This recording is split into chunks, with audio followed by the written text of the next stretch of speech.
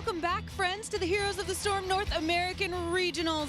I'm Anna Prosser Robinson. I am so stoked to be sharing this day with you, and we have come so far, and we still have a long ways to go. What an amazing match we just saw between Panda Global and King of Blades Alpha. It was a 2-1 in a direction that nobody expected. King of Blades Alpha with some very awesome surprises for us in those last two games. Now, we're moving into the next match. But first, let's take a look at the schedule. Guys, we have already had lots of Group A action today. We're going to have a little bit more, but then we're going to move into Group B. Now remember, the winner of this next match has some advantages going on, but as you can see, we've got quite a few left here. We've got match 4, 5, and 6 coming up. Team Naventic, Tempo Storm, Cognitive versus Team Blaze, and Complexity versus Team Nom will come right up after that. We have loved seeing your reactions as you've told us who you think might win. We saw some changing attitudes, so you guys are a little bit fickle, which is fine. You can change your mind. That's awesome. But use the hashtag HGC and the hashtag of the team that you want to promote when you're voting so that we can see how you're feeling at the moment. You can also let me know if you have any questions for the players or any reactions you have to the tournament at all. I would also love to hear all of your love, undying support, compliments, and observations about their hair for these two casters. It's Zoya and Gillyweed. Hi guys, how you doing? We're doing great, Anna. We had a lot of fun casting that last match. It was the first elimination match of the day, and now we're going to see our first match to see who will progress to the semifinals, Zoya. Yep, we got Naventic going up against Tempo Storm. Might be a shocker to most people, but I'm a pretty big Tempo Storm fan.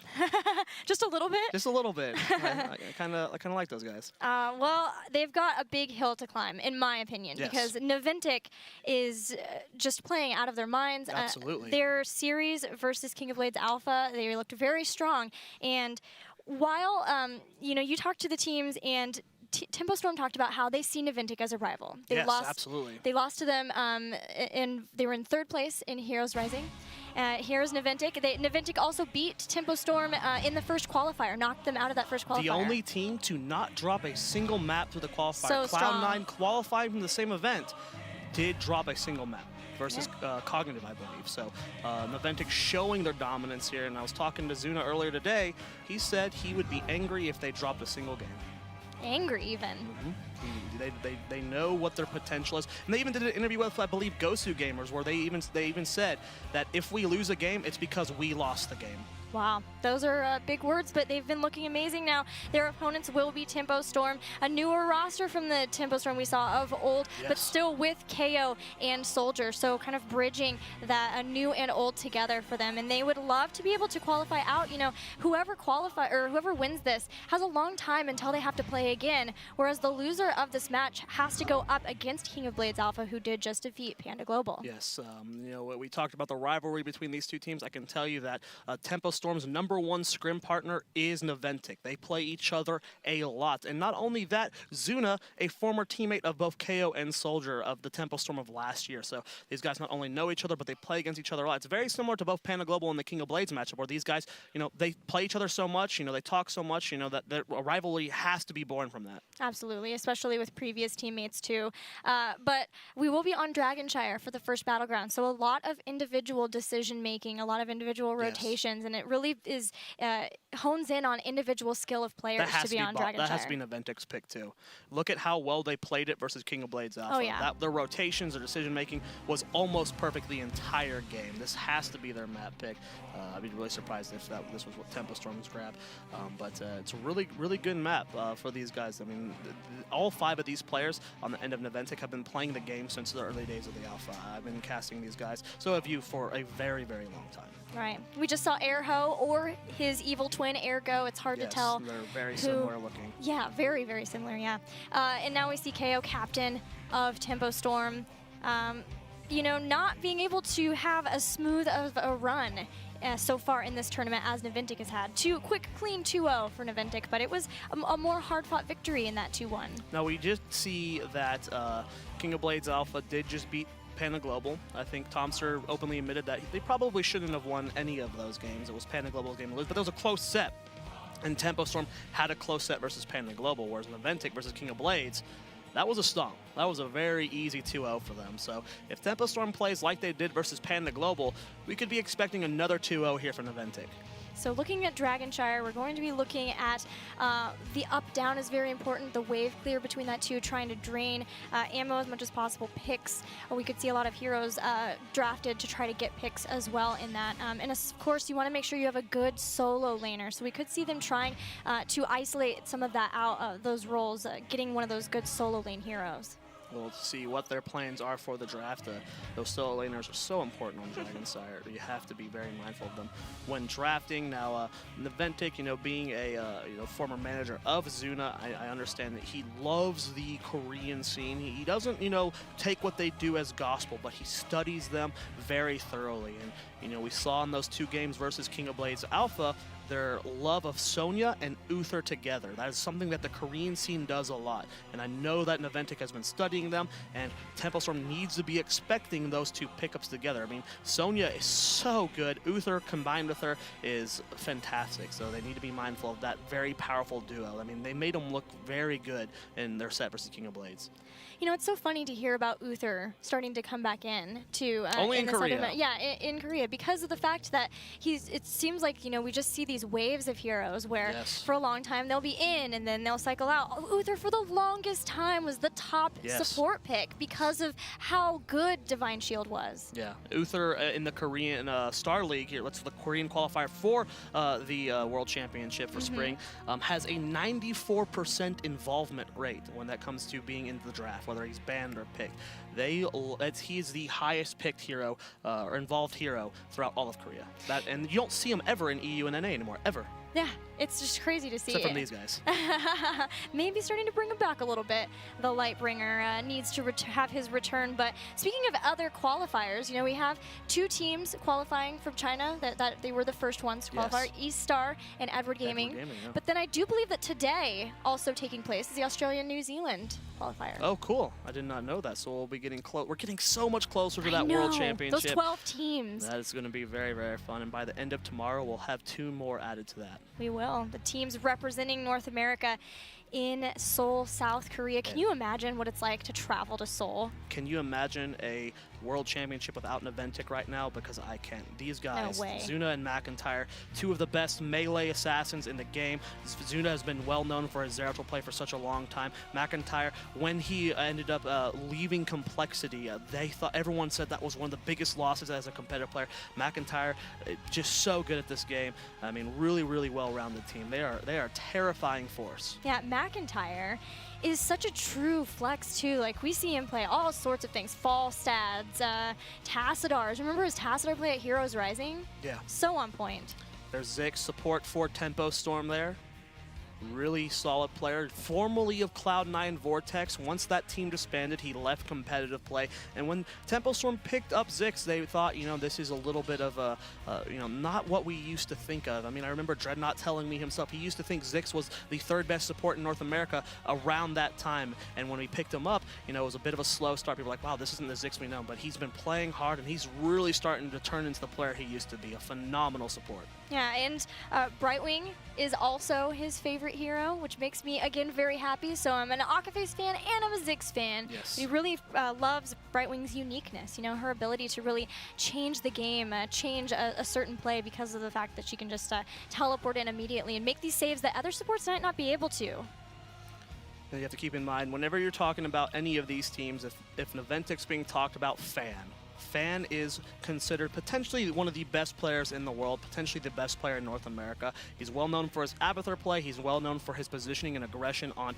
to range. Shiro's formerly of Cloud9, now playing for Naventic, and within, I think, 2 weeks of him joining Naventic, they won Heroes Rising. Yeah, you can see the influence that Fan made onto Naventic. The fact that he joined and they instantly were able to win very well, win the Heroes Rising.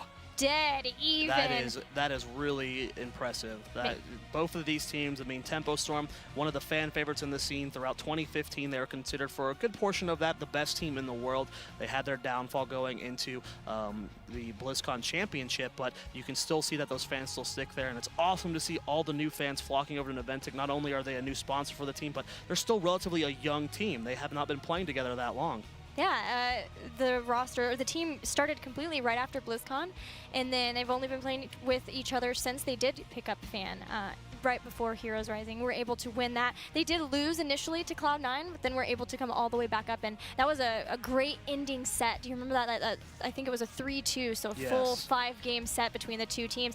We haven't actually gotten to see Cloud9 versus Naventic yet since then, because both of them qualified in that first qualifier for regionals here, and the finals weren't played out, so we have yet to see how that's going to go down. And because of how the groups ended up being, Gilly, there's a chance that Naventic and Cloud9 play each other in the round of 4 if they both make out of the groups, and knocking one of them out of that World Championship. It's a very stressful tournament for all of these teams, because even though, you know, people have been looking at Cloud9 thinking they're a bit shaky, I can tell you from looking at scrims, they are still on point. They are a very terrifying team.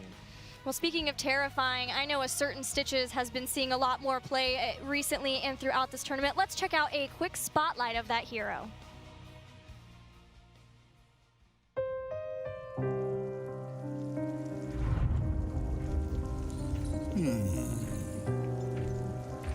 Stitches was shame. Stitches want playtime. Stitches played too rough. No one play with Stitches. But Stitches found Nexus. In Nexus, everyone has to play with Stitches. So much playtime makes Stitches hungry.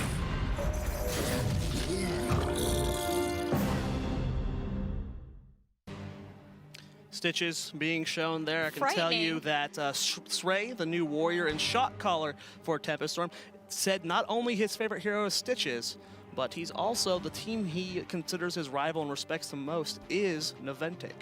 So, you know, a little bit of a interesting situation between these two teams. There are a couple of players, I believe, who said that Naventic was Zix as well, a said rival. So yeah, it makes a lot of sense that they would respect Naventic, because they've really grown as a team and in such a short amount of time too. Soldier has had, there on the very end there, has had one of the most interesting careers as a professional player. Started out as the original flex for Symbiote Gaming, moved to Warrior, and now is back on range carry. I think he is the only player to show that much diversity throughout his Heroes of the Storm career. But guys, we have that draft finally going. It's on Dragonshire here. First pick, first ban is going to go over to Tempo Storm, so I was right in thinking that Naventic did pick Dragonshire. It makes sense, especially like you mentioned before, with how strong they looked versus King of Blades Alpha in the first round. And now Thrall will be the ban for Tempo Storm. It's the nice place, or the nice thing about being in that first pick, first ban is you can kind of have your choice, whereas second ban always has to be considered of whether or not you're going to let that Rhaegar through. Well, will the Orc Boys be banned out here? And no, it will be Zeratul, so they are targeting Goku. Goku having a very, very solid Zeratul play. You know, playing the Vorpal Blade style, so they're going to go ahead and deny that. What will be the first pick here for Tempo Storm? I mean, the moment you see Tempo Storm with a first pick and Zagara is not banned, you think of Zagara. That's KO's go-to hero. Yeah, and besides the fact that we are also on Dragonshire, having her as a strong solo lane hero, while the rest of the team is moving around between mid-bot, they can keep her top and know she's going to have relative safety because of the fact that she can put creep tumors down and have vision should anyone try to come and surprise attack her. Okay, it's Li Ming. I was maybe expecting something else. We'll see what happens in these mid-tier bans, but it will be Li Ming. Fan in that game number 2 versus versus King of Blades Alpha had a disgusting Li Ming. I think he played Li Ming both games. Was he? No, that was Frozen X who was on it game number 1. So, you know, Fan having a fantastic Li Ming. Tempo Storm with their next 2 picks here. You know, wouldn't be too surprised at seeing a Muradin this early on. He's a very good support, good at these rotations, but it will be a Falstad, okay. Will be Soldier playing that more than likely? Are they willing to lock in that Lieutenant Morales, as it has not only been banned out versus them twice versus Panda Global, but Kenma, probably the best Lieutenant Morales, I'm going to go ahead and say, in the world. Wow. high praise there. We'll see if that happens, if they want to pick her up here, if they want to ban her out versus Kenma. But Kenma, in general, is such an amazing support player that I don't really feel like that would hinder him at all. That's true, but Zix loves some Lieutenant Morale, so it goes both ways for Tempo Storm. We'll see here what this last pick is. They're thinking very, very hard on it, and it will be Joanna. Okay, so we saw this is the 4th game in a row. All 4 games Tempo Storm has played in this tournament, they have played Joanna, which if that's a comfort pick for you, that's actually a pretty good thing because no one's going to ban out Joanna, right? No one's going to try and steal them away. So if this is truly a comfort pick for Srey, you know, they're not going to end up losing it. Yeah, it makes a lot of sense, too, in this instance to have Joanna anyway because so many teams rotate between the mid and bot lanes, and the fact that when she uses Knight Takes Pawn, it does stun the minions for a little bit. She can use that to her advantage, stun them out, wait for her minions to come back in, and it makes it more difficult to push minions in and try to drain the ammo of the towers. That is a big part of the game on Dragonshire in the early game, trying to take out those towers, at least make them so the ammo is out, so the minions are pushing, and you have a harder time rotating to the Dragon Knight or to that bottom shrine. Well, Naventic going to go ahead and deny that Lieutenant Morales from Zix. We saw this happen twice, as Panic Global did deny it from them multiple times. Next ban coming up for Tempo. They'll probably be looking to deny either a melee assassin or, oh, no, they're going to go ahead and go with Tassadar. I like the Tassadar ban here. There is a chance that Naventic could potentially pick up Illidan here. And if you pair Illidan with both Tassadar and Rhaegar, game's over. Yeah. You don't even need to play it out. You're in a tough just spot. Go ahead and, you know, concede right then. Plus Rising Storm. Yes. Once that happens at 16 for Rhaegar. I like, too, that they banned out Thrall and then picked up Zagara, too. They're trying to really make sure that they control that solo lane. And we'll see who Naventic ends up having to Sonya put for sure. up against that. Yeah, you think it's going to be Sonya right here? All right. They will lock in the Sonya. Even without the Uther, I feel like they have to go Sonya here. They want to put McIntyre or Zuna on a melee assassin here. And with both Thrall and Zeratul banned out, not very many options yet. I doubt Illidan is going to be picked up here for Naventic. It is possible, but I don't think this is the best map for him. So, you know, Naventic going to be thinking real hard on this. They're going to go ahead and get Muradin for Urho. And who will be their next pickup here? They still have room for damages. They could still potentially go double warrior. They could lock in that Sonya. And it is the Sonya. I like getting it there too because there is the chance that that would be something that maybe Goku would pick up here too, even for a denial if they didn't grab it. So now 2 picks left for Tempo Storm. Support, we'll need something for Zix. With who is left, Rhaegar is already off the table. Team Naventic has picked him up. Still, everything else except Morale is still available too. So will they do that Malfurion again that we saw before, or is that it didn't go so well for them before? I mean, Malfurion did get a win here, which is probably surprising the most. He's not considered the best warrior or support, but I believe Tomster did admit that they probably should have lost both those games. So we'll see here what the pickup's going to be. I mean, talking to the team between the break, Tempo Storm said, you know what? We're probably not going to pick Malf again. It's going to be double warrior with Leoric. This is actually a lot of sustain. So if they're going for Malfurion here, this actually is one of the few situations where Malfurion is acceptable. He can get run over by Sonya, but with such a sustain-heavy composition, Falstad and Zagar, probably the 2 best sustain damages in the game. If you were to make an argument for Malfurion, I think it would be here. The problem is, though, if you get Malfurion caught by Sonya and Ling Ming, he gets annihilated. But if you were to pick Malf, this would be one of the few compositions I would say it's okay, just because of how sustain heavy it is. Uther still on the table. Karazim, an option too, although like we've mentioned before, Karazim seems to be falling off for a lot of the teams, in a lot of places too. We're still Tyrande. How do you feel about solo Tyrande? Solo Tyrande, I don't like it with the sustained composition. There's not very much follow-up for the Tyrande stun. There's nothing for, you know, really good, I mean, they got good single target focus fire, but it's going to be actually Brightwing. Yay! Okay, so this is really cool on this map. They have 2 globals where they can contest both bottom and top shrine continuously, as well as sometimes on this map, we see Brightwings go with Bribe. And this is a really good map for that. You can invade Mercs very easily, which I know Naventic loves to do, and if they get their Mercs stolen, you know, that's going to be a very difficult thing to reveal. And Naventic with their last pick, what will be that final damage slot? Both Greymane and Lunara are available. Will we see another, or something a little bit more melee focused? And it's going to be Greymane. There we go. All right, so we've got that double melee, although Greymane sits in the back, more of a range. She's like the best of both worlds. You have. You can poke for him or with him for a long time, and then when you see lethal, go in, go for the throat, and be able to take them out. Really, really well done here from both these teams. I really like these two drafts, but if I have to give it to one team, I honestly think that Naventic won this one out. They don't have the best laners. I mean, Sonya can lane, yes, but Zagara and Falstad are both better laners in my opinion.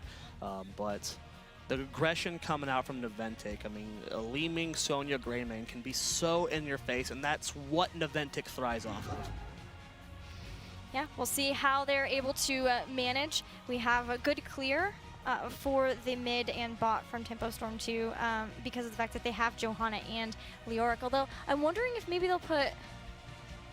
How do you think they'll set up their lanes? You think it'll still be Zagara up top? It could be Zagara bottom too. You could put Falstad top and have Zagara in the tri-lane bottom. Both end up working. I think probably it's best to have the Zagara top just because you get the extra safety, but both do just fine. It just depends on how they want to play the early game. Do they want to play it more rotation based? Do they want to go for a tri-lane push in bottom? I'll have to see what they want to do. We'll be into the game very soon. This is a best-of-3 game 1 between Tempo Storm and Naventic, and here we're going to see our rosters. And it will be Goku playing that Leoric, Srey once again on his Johanna.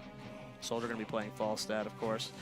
And then on the end of Naventic, I mean, we saw fans Li Ming, and I am so excited to see again. It is very aggressive. Zuna, one of the more aggressive Sonyas in the game. But guys, this is going to be the first match of the day where a team moves into the final bracket. This is how you guarantee yourself top 4 for that prize boost. But guys, we are loading into game number 1, Naventic versus Tempo Storm. This is it. The winner of this game gets to advance to the semifinals and is only one step away from moving on into Korea.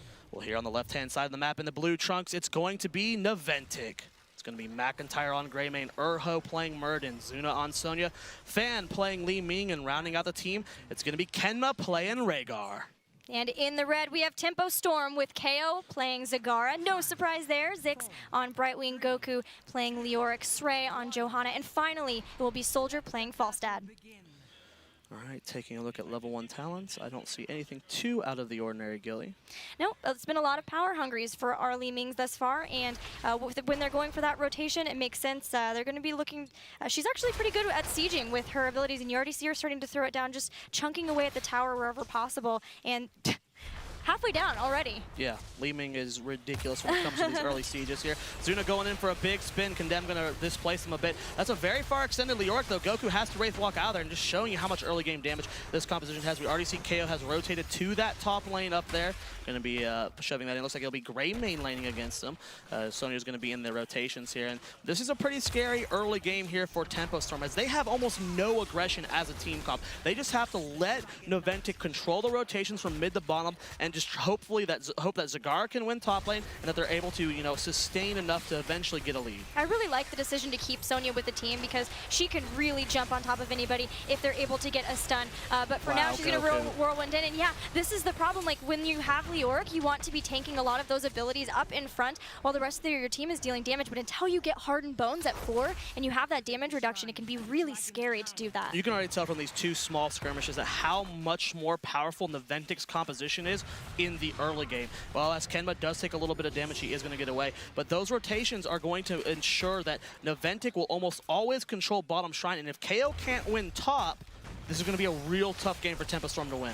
All right, Srey trying to get away, has to use Iron Skin, and they're still trying to body block him as much as possible. Can they catch up? There goes the Dwarf Toss, and Srey still able to get away. No first blood just yet. Both shrines controlled by Tempo Storm for a brief moment here, but the Greymane will cap top. Rotation from Zuna and Fan coming on this bottom shrine. I don't know if Soldier and Goku can contest this for now, but we're getting closer to level 4, Gilly.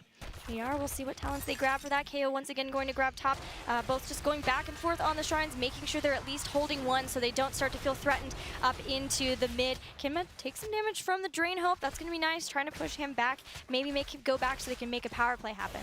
Well, so far KO's doing a good job of controlling top. I mean, this is what this early game is going to be decided on. Can McIntyre outlane KO, or can KO get ganked by the Naventic composition? And I actually like this decision to get a little bit more siege damage here, but still Tempo Storm keeping a good doing a good job of keeping even on the experience. The creep has been spread out to make sure that should Naventic start to rotate up here, Zagara will be able to hopefully get back in time. That's got to be it's got to be constant watching because of the fact that those rotations can come in from Naventic. Brightwing did end up teleporting down. They were looking for a kill on Kenma, but he did end up getting away just barely. So nice disengage from Tempo Storm, as well as good heads-up play from Naventic. Both teams playing this very safe despite the aggression. It's safe aggression. They're not getting too greedy. The amount of damage that towers can do to you now is very terrifying to deal with. And Kenma actually getting very low. Soldier doing a lot of damage with that hammering, but Zuna going to force Stray off the point here. He's trying to reposition himself. Zuna actually doing a lot of damage here to Goku. The Condemn comes out, but not enough follow-up for them to get this kill. There's no burst on the end of Tempo Storm. It is all sustained damage, so they're not going to be able to secure kills in the early game unless it's through a long fight, which by the time a long fight's going to happen, you're going to go back to base, tap well, so on. We saw Brightwing with a great, very long-range Arcane Flare, because we didn't once again have Arcane Barrage picked up, increasing the range. Zuna in trouble, but Kenwa's going to rotate in, and now Goku does Wraith Walk away, but has taken a bunch of damage. May have to go back there. Good teleport top from Zix to KO. They were going to potentially lose a Dragonite there, but forcing that 2 versus 1 versus the Greymane forced him to back off the Shrine. Tempo Storm was able to cap that, and now we're still on an even game. Level 7 just about to be hit here for Naventic, and Tempo Storm just slightly behind. Taking a look at the structure damage, Gilly, I mean, I would have to say that Naventic's doing a good job. I mean, showing you the power of that Li Ming has in the early Siege game. Yeah, they've been doing a really good job of keeping up their rotations as much as possible there. Once again, the Magic Missiles and Arcane Orb are going to go out with the Siege, and having that power hungry means that every time she picks up a mana or a regen globe, it gives her 100% more mana. So she's just being able to keep this constant Siege up, and with that, takes down a tower. Both towers are gone here, and that's going to make it harder for Tempo Storm to try to rotate in and take back this bottom shrine. Well, nice push here in the top lane from KO and Zix. They do almost get that entire front wall down. At the reverse, though, Naventic has taken down this front wall, doing a really good job of it. Goku taking a lot of damage here in the bottom lane. He does end up having the Wraith walk back. Stray coming in from the flank, though, not looking to do too much other than just help clear up this Merc camp. Actually, Urho taking a lot of damage, already half HP. But again, sustain, sustain, sustain. It's so hard for at least Tempo Storm to secure an actual kill right now. Yeah, they're just going to have to wait it out until they can get some of those heroic abilities too. That'll help a ton. Once they have Mighty Gust, they can isolate people away for a long time and hopefully allow them to pick up a takedown that way. They also will have Devouring Maw, Blessed Shield to try to catch somebody and make sure that nobody can get away from them too. So they just have to just wait it out a bit until they can get to that point. Well, level 9 almost here for Naventic here. Fan taking a lot of damage. Soldier did end up missing the hammering, so I'm not going to be able to get him much lower than that. But good job so far of Goku zoning up bottom. KO rotating top. It is Zuna and McIntyre up here, so KO has to be careful, even though Zix, he's in range. He doesn't have Blink Kill just yet. Looks like KO's going to be forced off this point. Not going to be able to cap it. Oh, no, they are going to force McIntyre back, as Soldier did end up rotating up. So that's both shrines currently controlled by Tempo, but I don't think Joanna's going to be able to cap this. Yeah, now, meanwhile, Goku takes a bunch of damage. Just, Magic Missile still... Okay. Oh, the Wizard. That Wizard got that last shot. Minion kill. MVP Wizard. MVP Wizard indeed. That's going to be first blood going over to Naventic, and they're getting very close to level 10 here. This is where Naventic is at their best, when they have these small windows of opportunity. They have a half level where Tempo Storm won't have heroics. Let's see if they can get a Dragonite. This top lane is so far pushed, but they do see that there's some people off the battleground. Rhaegar and Sonya now leaving too, but it looks like they are trying to go for the bruisers, try to help push back that top lane as much as possible, and maybe that way they can pick up that first Dragon Knight. Level 10 so close here for Tempo Storm. Heroics on the end of Naventic looking pretty standard so far. What will we see on the end of Tempo Storm? It will be Entomb, Mighty Gust, Blink Kill, Bless Shield, and should be Devouring Maw, and there it is. Wrath of the Berserker, so no OAs today, at least in this game. Ancestral Healing, Disintegrate, Go for the Throat, and Avatar will be the choices for Naventic. Zuna going for the point here, but Soldiers here, Ziggs teleporting in, and this is actually a big collapse on the Zuna. The Entomb catches 2 members, and Zuna definitely going down. Can Urho get away? He gets the Dwarf Toss back. They're rotating up. Can they chase him down? Nice barrel roll from Soldier. The Q from Brightwing might not be enough to help secure this. Kenma is here to heal up. Avatar has been popped.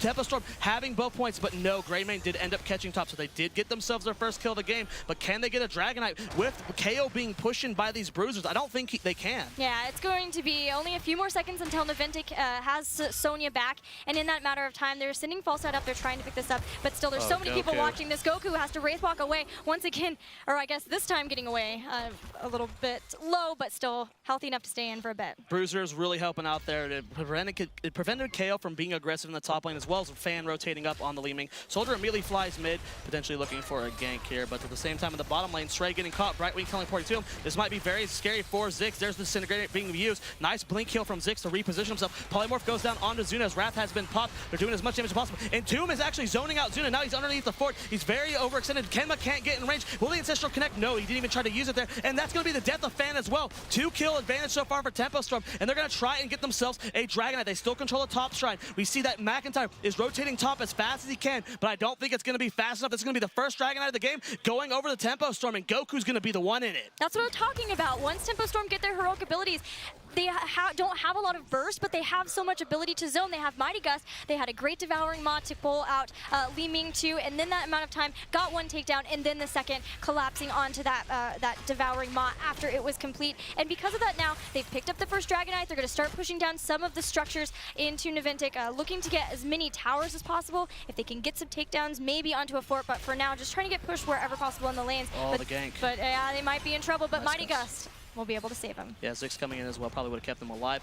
Goku getting that front wall down mid lane, top lane. KO has been sitting up on that island for a very long time, but he has done some good siege damage. And actually, it looks like Naventic is trying to collapse onto Goku, and he's not getting the best value out of this Dragon Knight. Yes, Tempo Storm has a half-level lead, but structure-wise, I mean, he didn't get too much whiff this year, doing a little bit more damage with the time he has. Soldier flying up, Joanna rotating in, and this is the power of Brightwing on this map. Look at him soaking bottom lane, just increasing the lead here for Tempo Storm, and can just teleport in. But the collapse is actually coming on the Ziggs in the bottom there. They're diving on him under the fort, but they do not end up committing to it.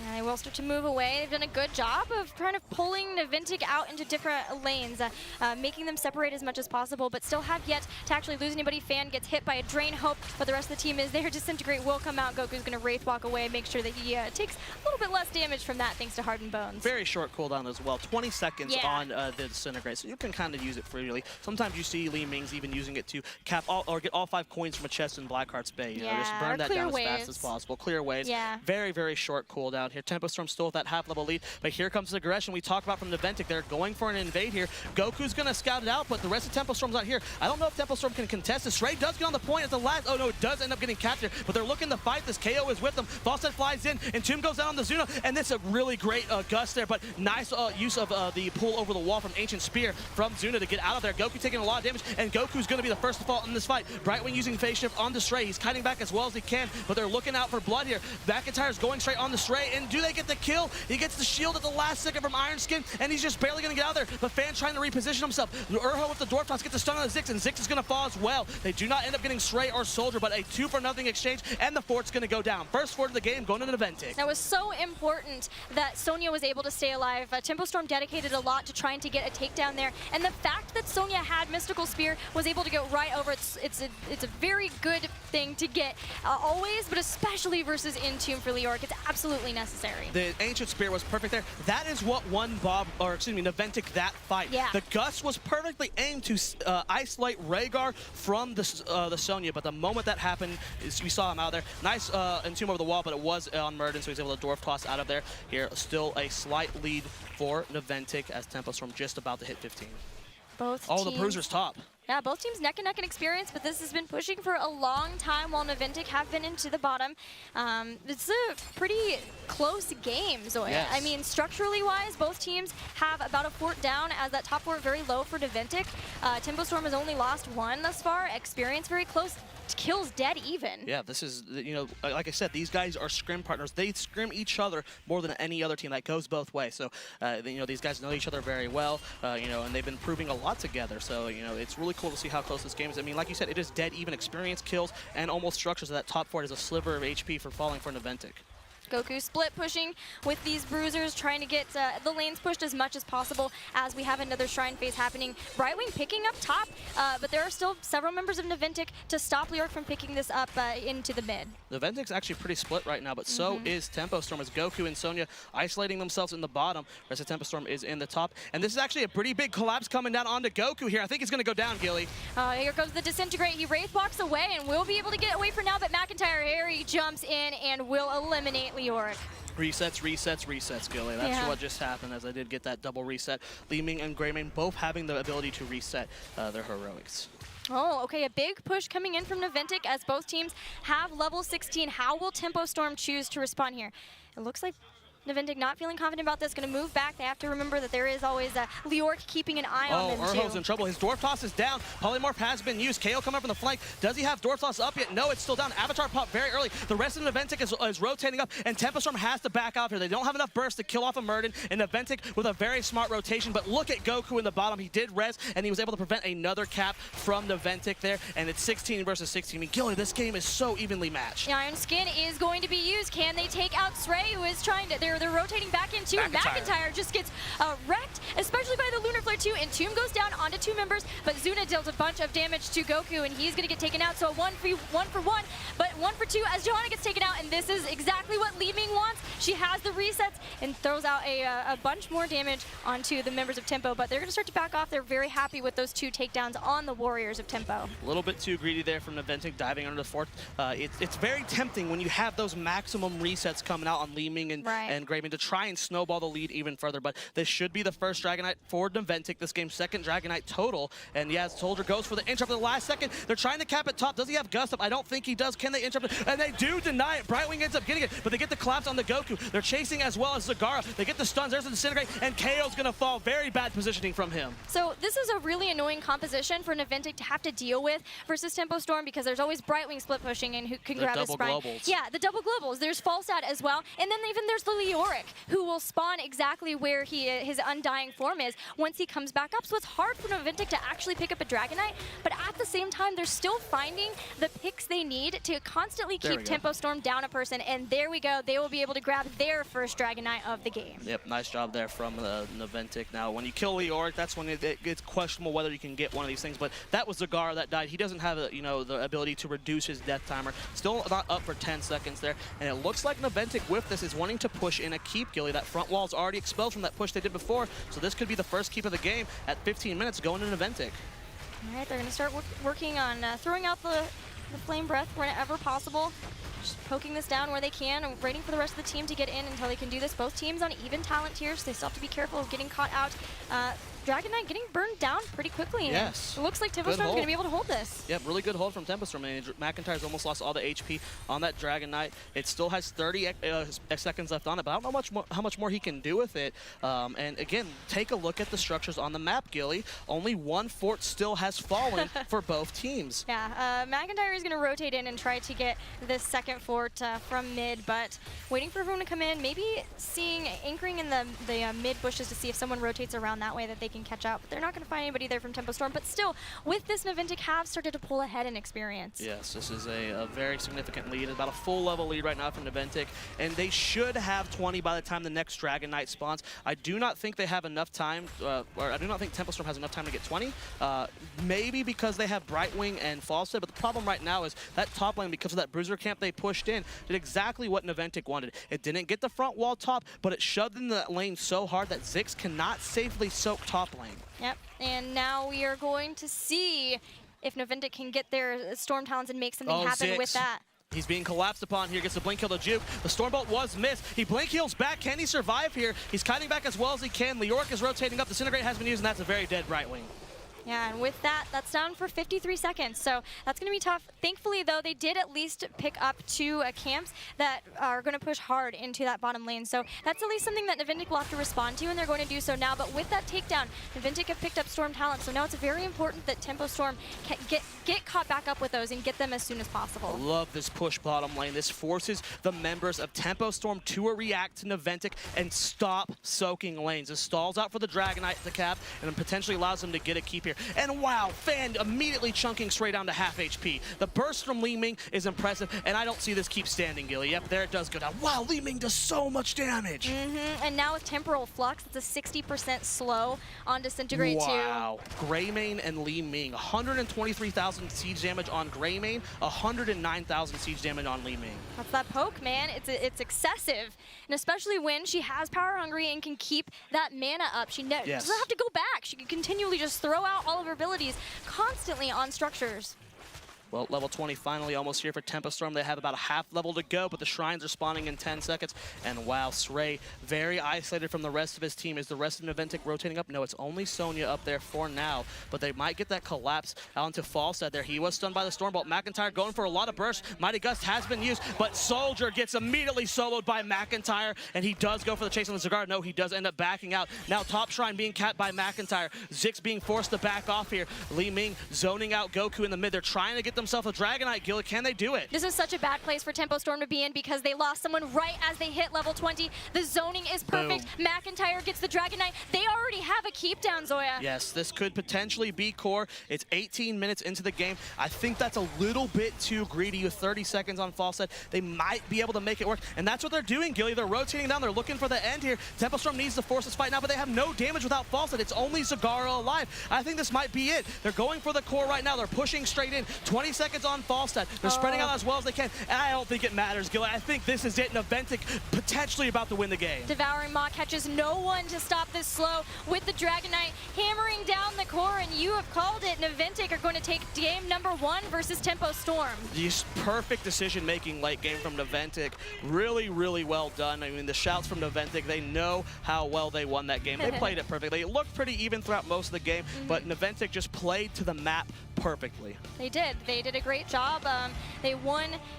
They did such a good job of catching just one person here or there. Even if it was a Leorc, it was still time when Tempo Storm were down one person, and it was really pivotal when they were able to catch that Zagara in the mid, because from there they constantly had Tempo Storm just down one person, which meant they couldn't get the rotations in they needed to try to keep the shrines away from Naventic, and that also slowly helped them get their Storm talents quicker than their opponents. You know, I've been following these players for a very long time, specifically KO and Soldier, as through most of 2015 I was their manager, as well as been casting them since Symbiote Gaming days. And I have to be honest, this has been one of KO's weakest tournament performances to date.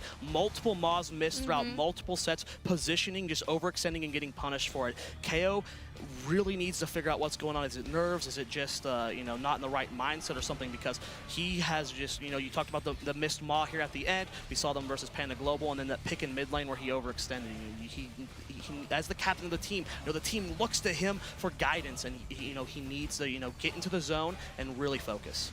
It can be so hard, though, to do that when you're up against people that are just such commanding players, right? To get over that mindset of I don't know how we're going to do this can be very difficult for them too, and trying to come in and play your best game with that. And there we have Fan. His Li Ming play has been on point. Hero damage, he did 67,000. Second highest was Falstad, played by Soldier, 38,000. Doubled. Almost doubled his damage. That is insane. Don't give Fan Li Ming people. Yeah. That is a terrifying man on a terrifying hero. Speaking of Li Ming, I've really enjoyed how she has come out, because she came out and she was very strong. Yeah. SF Johan, so strong. And I love that in these qualifiers, she wasn't allowed in the qualifiers, so that there was time to kind of adjust her how she needed to be, and adjust how to play against her versus how to play her, because she is, supposed to be known for this high-skilled hero. And so I like that it's just now for NA, this has really been the big tournament where we're finally starting to see how teams are adapting Li Ming into their team compositions. Yeah. We'll have to see if more teams start picking this up. I mean, Fan is definitely making a very good case for this hero, and it's going to be cool. Tomb of the Spider Queen will be the map for game number 2. That will be the map picked by Tempo Storm. We know that they have a lot of interesting strategies on this map, that being one of their favorites as well. So no surprise to see that for Tempo Storm. Naventic going to have that first pick here. Tempo Storm picked Tomb of the Spider Queen versus Panda Global as well. Yeah. So it is a place where they will feel a lot more confident going in. A very small battleground, the lanes really close together. Similar to Dragonshire a bit, in that the lanes still pretty close together, especially that mid bot, but even more so for Tomb of the Spider Queen. Yeah, it's really good rotations, really good map, and there we go. The tide has swung here. Naventic showing how fierce they are. I mean, if anyone did bracket predictions, I don't think anyone would have put Naventic not making it to finals. Right. And that if they can win this game right here, they're going to be going to semifinals, which means they don't play until later in the day tomorrow. Yeah. So they have a long time where they can just rest, study other teams' strategies as they're playing here. And the loser of this match, you know, has to go. They have a much longer route. They have to go up against King of Blades Alpha.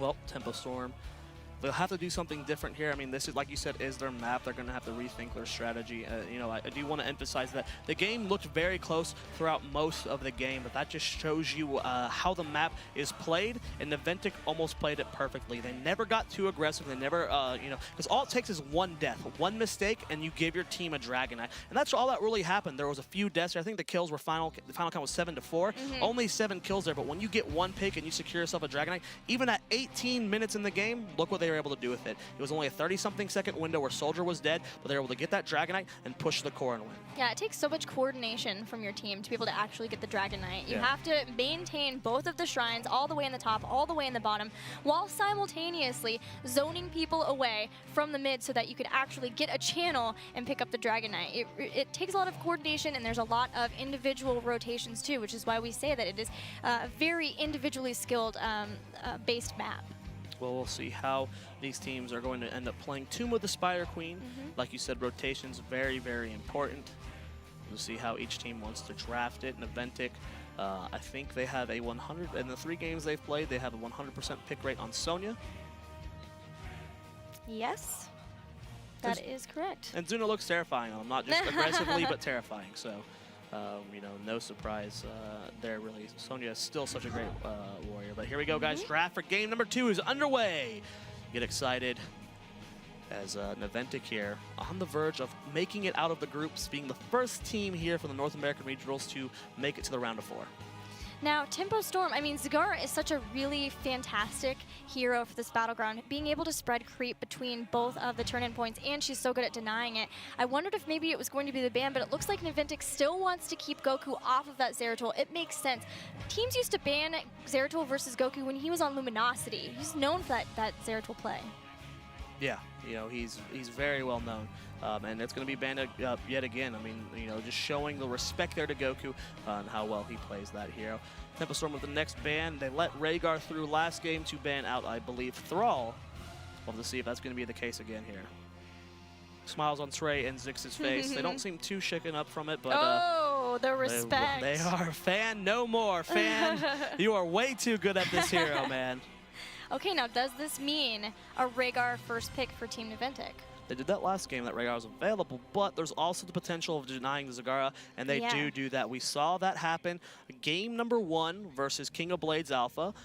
They ended up first picking the Zagara when it was let through, and they put McIntyre on it. Let's see if that's going to be another game where McIntyre plays the Zagara.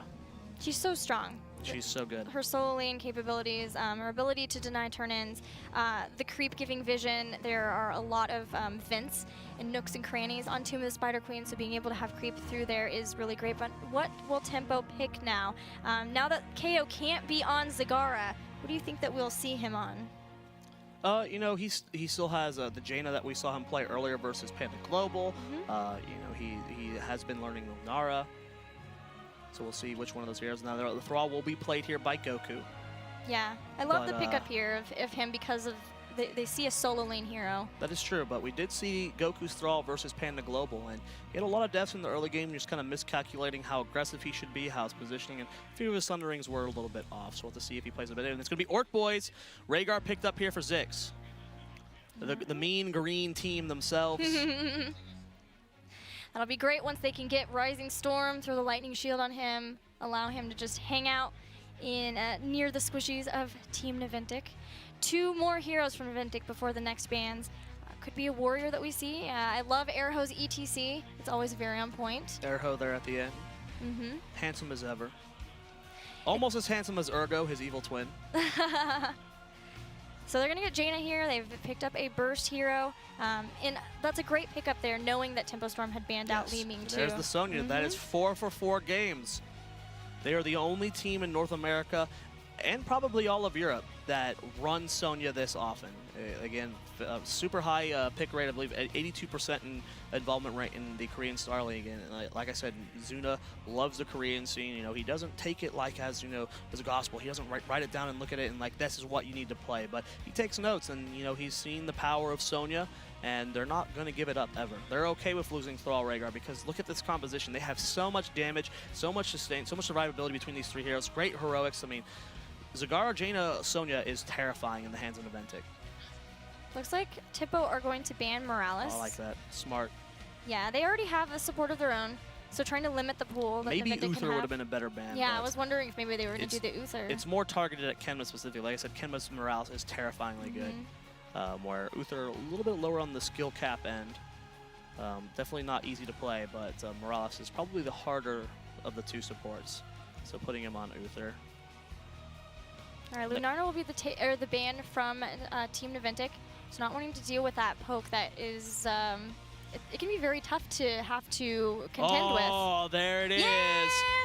I know we've been getting tweets all day. There it is. It's going to be Cho'Gall. You know who the Cho'Gall player is for Tempo Storm? It's KO and Soldier. Funny enough. Usually it's the Warrior main and the Flex, but this time it's they usually run it as KO and Soldier. We'll see what they're going to do. Lots of smiles on their faces. Sray does not seem happy with that Cho'Gall face. You just saw him facepalm. I know he's not happy about this Cho'Gall pick. He's like, guys, what are we doing? But Cho'Gall works on these smaller maps. Will it work on Super Spider Queen? I'm not too big of a fan of it, but Think about we'll see. Think about his sieging though. His sieging is awesome. He has unlimited. It doesn't have to rely on a mana pool in order to deny and delay a turn-in for a long period of time. Leoric, double warrior with Leoric Sonya. That is different. That is not something you see very often, but I like it. Leoric is probably one of the best warriors in the game. If not, actually, he is the best warrior in the game versus the Cho'Gall. These two last picks. You gotta get Leoric Sonya makes sense in no situation unless versus a Cho'Gall. Like we talked about before, the Drained Soul is percentage based. Cho'Gall having a very, very incredibly high health pool, as well as the Karazim 7-sided strikes. Just does percentage based damage. I believe 7% per strike. So versus Cho'Gall, these are two really good picks. It's an unconventional composition. You don't normally like the double warrior with Leoric Sonya, and you don't normally like the solo support Karazim, but in this situation, it makes sense. Yeah, when you're that second pick team, you have to pick Cho'Gall in a double pick where you have two. So they had Cho'Gall, but there were still 2 picks left for Naventic to be able to contend with it, to deal with it. And so the fact that they were still able to pick up Leoric and Karazim is going to be really good. They have that. Vala will be the final choice for Tempo Storm. Okay, maybe it won't be KO and Soldier. You think it'll be Stray? I mean, Stray could play Vala. Who's that is going to be It is KO, so it will be KO on Vala. Okay, so they're changing it up a little bit. A solo warrior as Solo warrior Cho'Gall. Okay, Tempo Storm. We'll see. I don't have much confidence. I really like this draft from Naventic. It is, the first 3 picks are fantastic, and then the reactionary picks from Leoric, Karazim are really good. We'll have to see if Tempo Storm has something up their sleeves with the play style from this composition to make it work versus this. But if they don't have anything cheeky strategically, Naventic won this draft hard. Yeah, I'm excited to see how the Cho'Galls will build their talents too. There have been a lot of variety in talents through different regions, just from different teams as well, even in NA. There's a lot of different talent that you can pick from them and what you want to try to go for. Even with Cho, you know, you can go into more of the Surging Fist build if you want a lot of mobility. Want to make sure that you can get away from any crowd control. But then there's also the Consuming Blaze, Fire Eater even too, where you're just continually trying to keep that self-heal and be the tanky front line. Well, here are our comps, guys. It will be Stray and Soldier on that Cho'Gall. Taking a look at the end of Naventic. Fan going to be playing Jaina. Zuna forever on Sonya. And then it's going to be McIntyre, like that Blackheart's Bay game, on Zagara. But guys, we're going into game number 2 right now. Tomb of the Spider Queen. And this is match point for Team Naventic. If they win this game, they are the first team into the round of 4, Gillyweed. Well, here we go into the game. We're going to see if Tempo Storm can bring it back and go to game number 3 between Naventic, or 2 against Naventic. Well, here we go, guys, on the left-hand side of the map. Fan favorites here in North America. It's going to be Team Naventic. Fan playing Jaina, Zuna playing Sonya, McIntyre on Zagara, Kenma playing Karazim, and rounding out the team, it's going to be Urho playing Leoric. And in the red, we have Tempo Storm with KO playing Vala. It will be, oh, that's TS. It'll be Srey on Cho, Soldier playing Gall, Zix on Rhaegar, and finally Thrall will be played by Goku. I forgot how the team names at the start would affect the, the name for Cho'Gall here. So it's TTS Deer playing the Cho'Gall this game here, and they're immediately going for some easy siege here on this mid camp. We have a 4-man push here, and this is the power of heroes like Zagara. And you know, when we see the new hero Zul that summons minions, you're allowed to spawn those in front of these towers and get an easy fort very, very quickly. But the collapse is happening. Here comes TS Deer going in, but not going to overcommit for this, and they're going to end up rotating up. Arrow's going to go back. They have to be careful versus all of that damage from Cho'Gall, as he's already going to start sieging. We saw him starting to hit some of the towers. The faster they can get those down, the quicker, the more ahead in experience they'll get. Also, he's really great at being able to siege down wells, and if you take those down, you take out your opponent's ability to reinitiate as effectively. Block picked up on Sonya here, going for a bit of more defensive style. Knows that you know, all they have to do is outlive the Cho and the Gall. So good pickup there from Zuna here, and a collapse coming down on mid on this, the Cho'Gall here. Can they get the kill? Can do a lot of damage so far, but don't think they're going to get any kills this early. Yeah, that is a big health bar, so it's going to be hard.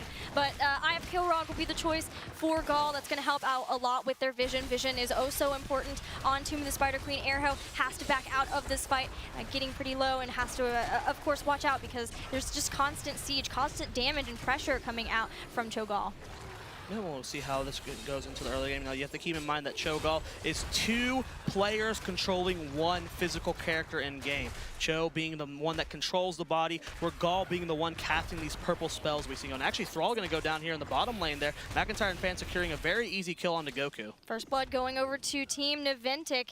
They're going to start pushing the lanes as much as possible too, trying to make sure that they're not ever in a place where TSS Deer can come in and start taking out some of those structures. It'll be key, and trying to get ahead in experience so they can start to get turn-ins. If they can get a good turn-in where they've got an experience lead with that, deal some damage to structures, then they can spread out the creep in between the 2 turn-in points, and then deny potentially a turn-in from Tempo Storm until they have their heroic abilities, and then get another one from there. Just really just catapulting ahead in experience.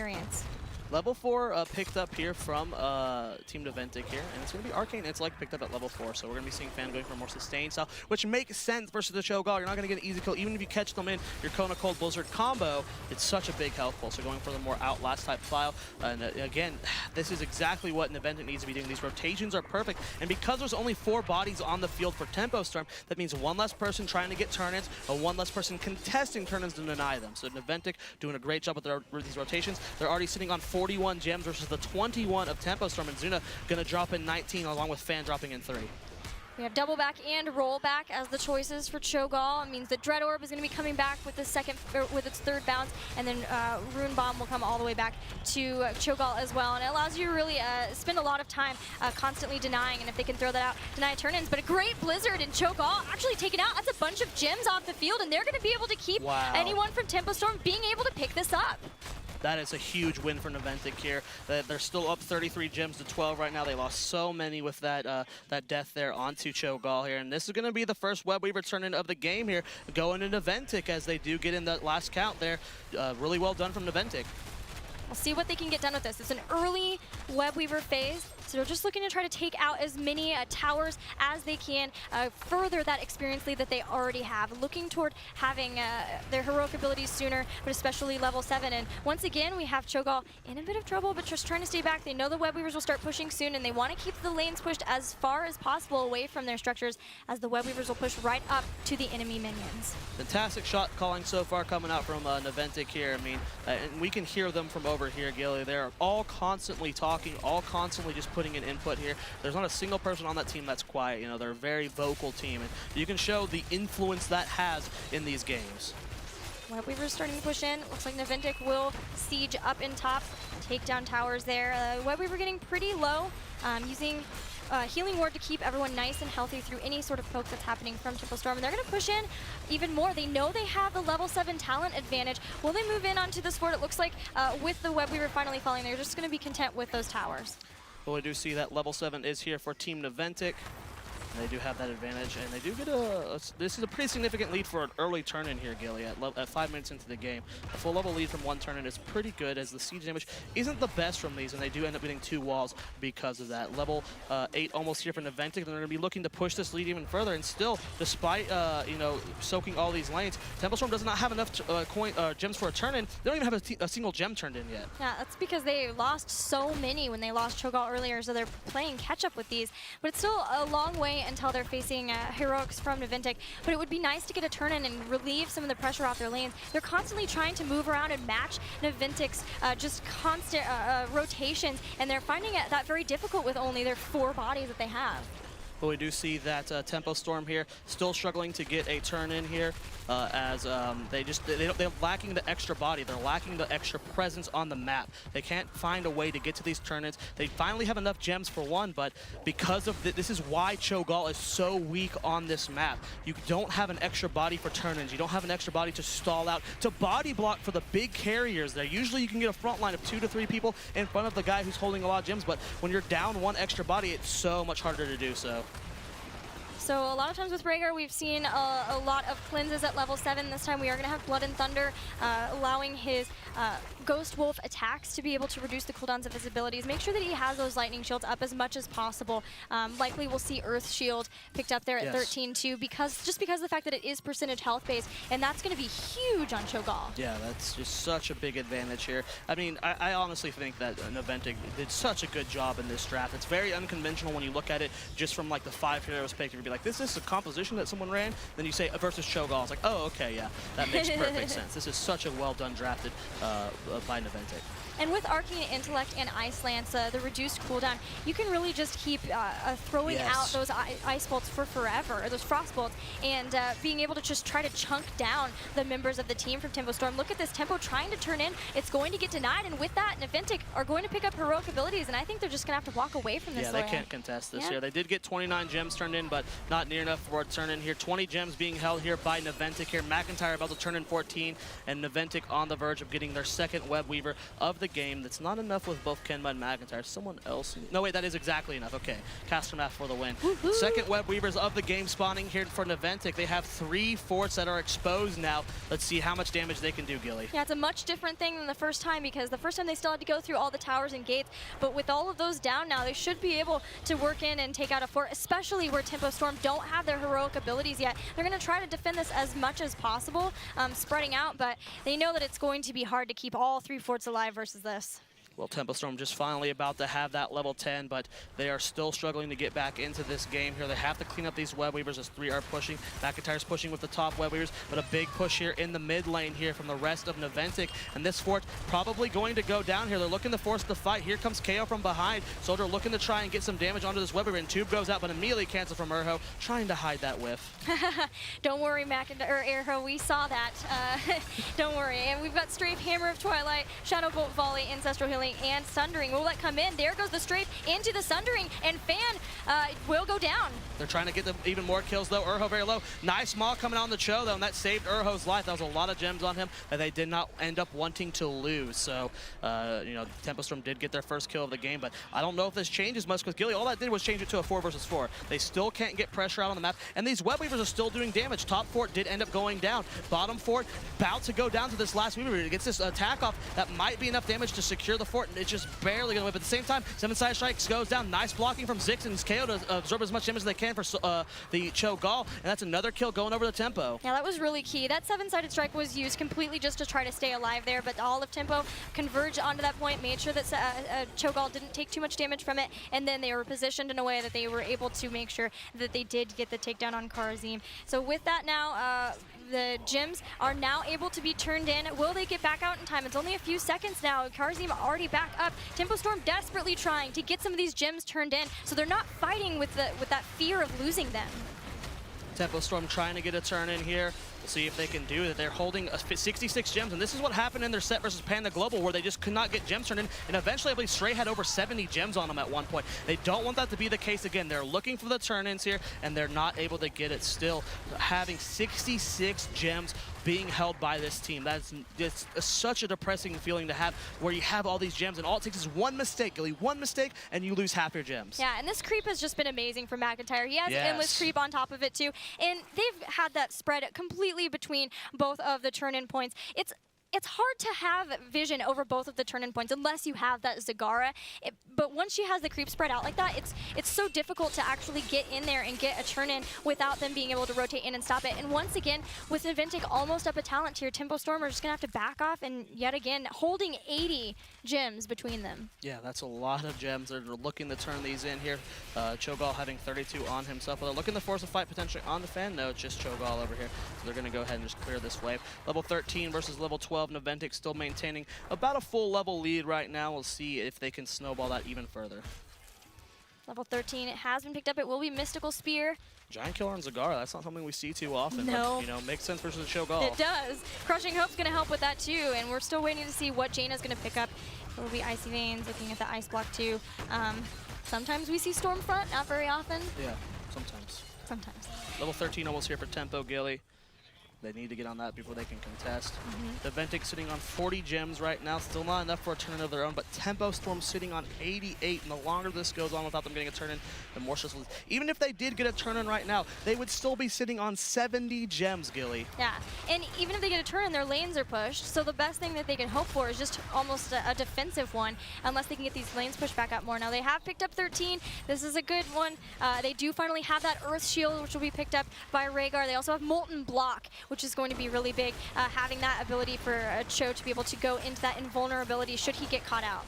Well, here we go. Tempo Storm on an even tier. They're trying to get a turn in here, but can they contest this point? And Tomb goes out on KO and Goku, but no follow-up from the rest of the team. Sunring goes out and a big stray from KO, but nice disengage from Naventic. And, you know, a lot of heroics used there. No value on either side. Probably a little bit more value on the end of Naventic, as Sunring is a long cooldown now, and it has been used. So another 3 gems going in here for Kenma. They're sitting on 45. It's still not enough for a full turn-in yet, but they're getting so close, and these Giants are getting scarily close to that bottom keep of Tempo Storm. Cho'Gall has to rotate to defend it. Yeah, they have to defend it, and that means they're not getting back out.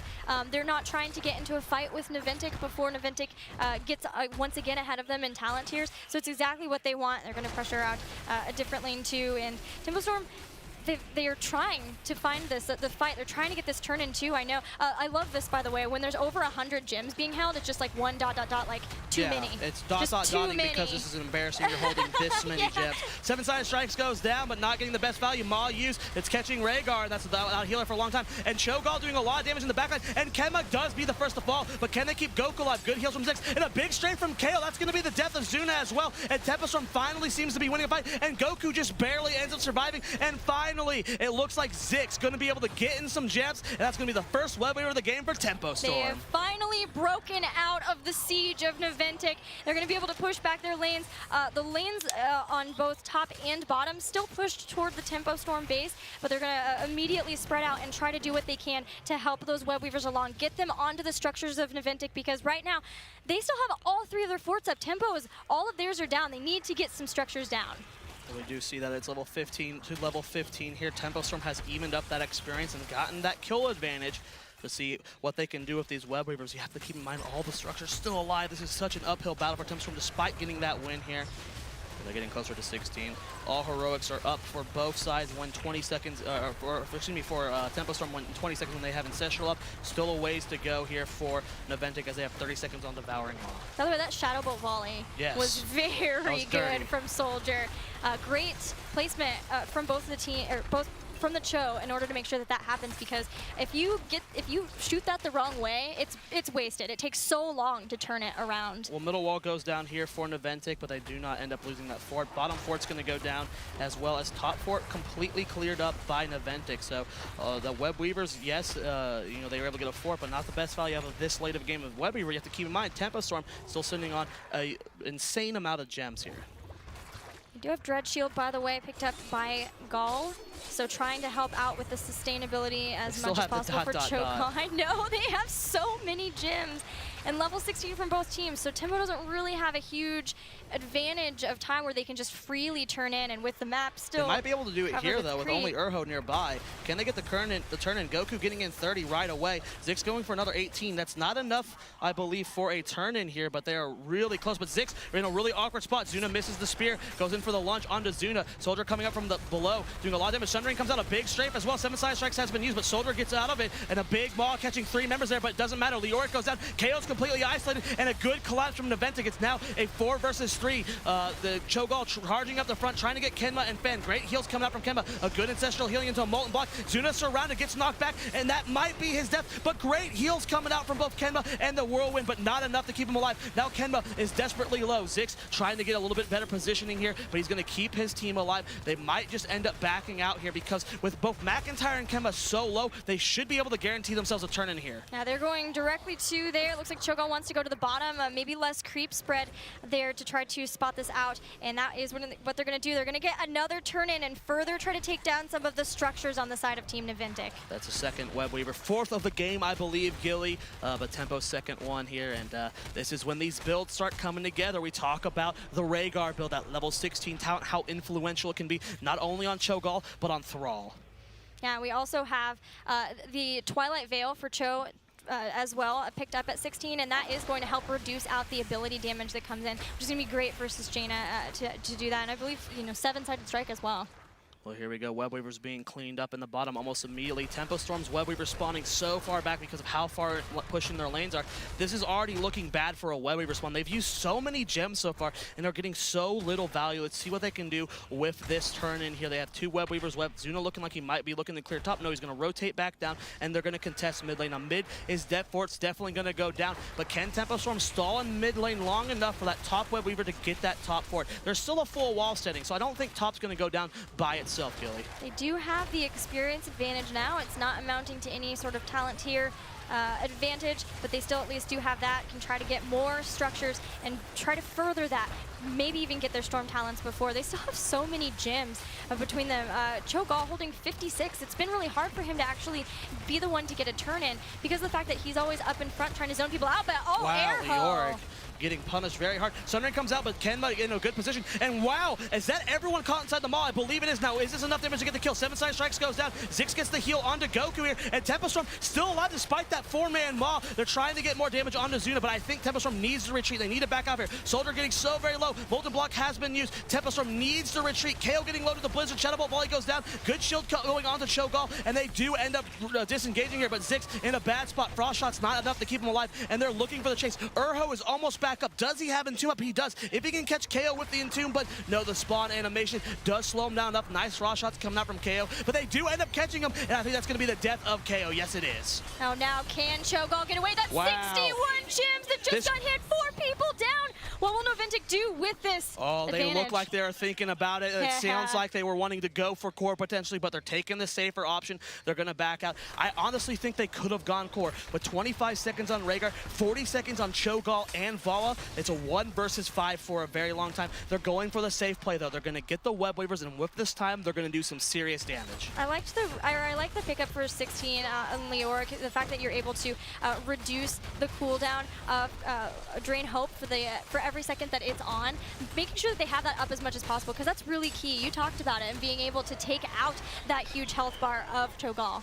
Well, we do see that. It's level 19 versus level 19. Very even experience still, but this is such a powerful push coming out from Naventic. Not only are their Web Weavers pushing 3 lanes, which bottom and mid spawn pretty far back, but they have a boss with it as well. This should be at least 1 guaranteed keep, but if Tempo Storm misplays this 1 guaranteed keep can go into a guaranteed win for Naventic. By the way, I noticed that Zix does have a lightning bond, I believe, a talent at level 1 instead of electric charge with a radius. Maybe can check that out.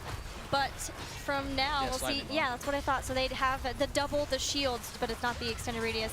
And now with this, the keep should be forfeit here. Naventic working on it, but the Sundering comes out. Can they do something from this? Looks like no, it's just going to have to be a defensive Sundering. This is nice dash there from Cho'Gall there. A lot of heroics have been used, but both teams are going to go ahead and accept this as a loss.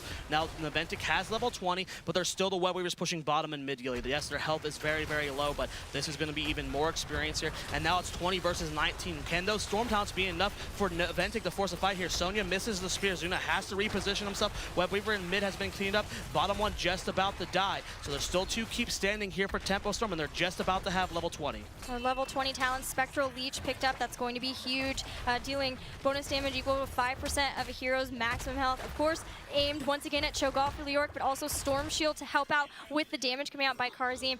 Bolt of the Storm for Zagara as well as Jaina. This is probably checkmate here, Gilly, as the Naventic getting another Web Weaver turn in. And look how far pushed up the lanes are against Tempo Storm. All 3 of these are spawning in basically their base. 2 keeps are exposed. Top keep completely it's gone. With Catapults pushing that lane, with the Web Weaver spawning on core, Tempo Storm has to force a fight now if they want a chance, or this is just going to be Naventic's game. I like that they were immediately ready to turn into, knowing that Tempo Storm would still be back trying to clean up the mess that the Web Weavers caused, but also trying to get 20. So now here comes Zuna, pretty far forward, has to whirlwind back out. Shadow Bolt Volley goes down, does have the Pierce now picked up at level 20, but still with that down for 60 seconds and not taking anyone out. That's a pretty big win for Naventic. Good siege damage coming out from Tempo Storm, though they already cleared up the middle Web Weaver. If they can get the bottom one cleared up in time and then defend their core, Tempo Storm won't take too much serious damage, but wherever Tempo Storm ends up going, Naventic's going to go the other way. And I like this decision to split up here, but will they be punished for it? It looks like mid keep will go down, but they save bottom keep, and they're going to probably save the core as well. So they do end up clearing this up. And actually, the keep didn't fall. They're going for it here. Sunring goes out. Sonya's isolated. He gets rooted. Nice shield coming out, but they do end up getting disengaged upon. 7 side strikes go down. Molten block used. Ma in the backline catching 2 members. KO still doing as much damage as they can. Urho trying to pop Rayroth. He's trying to reposition himself, but Tempo Storm looking for the chase, and they do not end up getting any kills here. That's still 2 keeps standing here for Tempo Storm. What an impressive defense. I can't believe they didn't lose any keeps with that second push. Yeah, it was an amazing defense, and now they have a lot of breathing room because there's only 14 gems held by Naventic. There's no longer a talent advantage. We've got level 20 for Tempo Storm as well. They just need to try to get their lanes pushed back as they need to relieve some of this pressure on them, and especially with that top lane. You know, that's lane priority on Tomb of the Spider Queen because that is where boss pushes down. Well, we do see that Tempo Storm has almost enough gems for a turn-in, but because of those back-to-back turn-ins, Naventic's sitting on only 14 gems, so it's going to be a while before they get a Web Weaver. They are pressuring this mid lane here. Tempo Storm looking for the rotation. Goku does show himself here. Still needing more gems for both these teams to get a Web Weaver. Boss spawns in, let's see here, 1 minute and 20 seconds. So lots of breathing room. Once again, that top lane is going to start to get pushed out every time Tempo Storm tries to get back out onto the battleground. And Tomb has been used. Urho's isolating both Goku and KO here. Completely wasted Heroic there. He used it by himself. The team was completely isolated. Half of them were messing with the Cho'Gall. The other half were looking at KO and a Goku. Nothing came of that. That's going to be 34 seconds until it's back up, and Tomb being a very short Heroic cooldown. Try to clear up these Giants as much as possible. Both teams looking to clear wherever possible. Neither has enough for a turn-in yet, although Tempo is the one who is closer. So trying not only to clear, push back their lanes, but also get enough gems that they can get that, because that will really be a big help in relieving all of the push that is happening in their lanes. Kemba getting 12 gems turned in, still so far away. They need 70 for a full turn in here. Uro taking some light damage here. Cho'Gall looking to force the fight, pressuring them back as well as they can here. Fan, though, looking for those flanks that we are, Jaina is well known for, but not going to commit for it. It looks like they're just going to zone out for their team. 23 being turned in on Goku, 5 onto KO. And still moving around. He starts throwing out. Wrath of the Berserker goes down. Zuna gets rooted. We'll be able to get away. Thankfully, with Wrath of the Berserker, you do have that Relentless. Cho'Gall taking a lot of damage. 7 seconds on, but the Ancestral just barely connects, and Urho solo in the backline. That's going to be Storm Shield used. Zuna goes for KO, but KO bolts back. They're trying to get the turnaround kill. Cho'Gall with the ultimate. They're going to try and kite back there, but reposition themselves very, very well. Not going to end up going down. Still no kills on the other side. Both teams are so afraid of each other. The moment Sonya goes in, multiple members of Tempo Storm bolt out. The moment Cho'Gall goes in, multiple members of Naventic just end up backing out. Yeah, this is so important for both of these teams. Tempo Storm down on this, and this Tomb is great. Multiblock goes down, though. Can he wait for his team to get back in here? It looks like yes. He is going to get hit by the Ancient Spear, but use the Hammer of Twilight to push Sonya back and allow himself to get away, but they have been pushed away from this turn-in point. I didn't realize Molten Block was already back up. Nice job there from Cho'Gall, keeping themselves alive and stalling out that death. Still 25 gems turned into 28 of Tempo Storm. Tempo Storm sitting on 24 more gems. Still not enough for a turn-in, Gilly, but they're getting much, much closer. McIntyre once again doing a good job of keeping the creep spread, forcing Tempo Storm to use some of those abilities. in order to try to get rid of it wherever possible. And that's just great. It wastes some of those abilities, obviously, some of the mana pool too, but it looks like we're going to have another fight. A 7-sided strike goes down. Soldier does get out of it in time, but gets hit by a devouring mob. McIntyre's mob has been off point all day, but a big straight from KO. They're going on to Cho'Gall. He backs back. Ziggs overextended. Can he keep himself alive? Ancestral connects at the last second, and Urho's the first to fall in the fight. They're turning around on the Kenma. Kenma gets the dash to McIntyre, but it's going to fall. Ziggs still so low, but the rewind showing its value in this fight. Fan trying to kite for McIntyre. Gets the sloth, but Goku's there, and that is a 3-for-0 exchange. They're going to go for the push here. Urho halfway to rezzing up. What can Tempo Storm do this? They have enough gems for a turn, and can they do some serious damage with this push, though? Zuna's going top lane just to... I don't know what he's actually doing up here. He's sitting in a bush. He's up there with Fan too. Not sure that Tempo Storm would even realize this.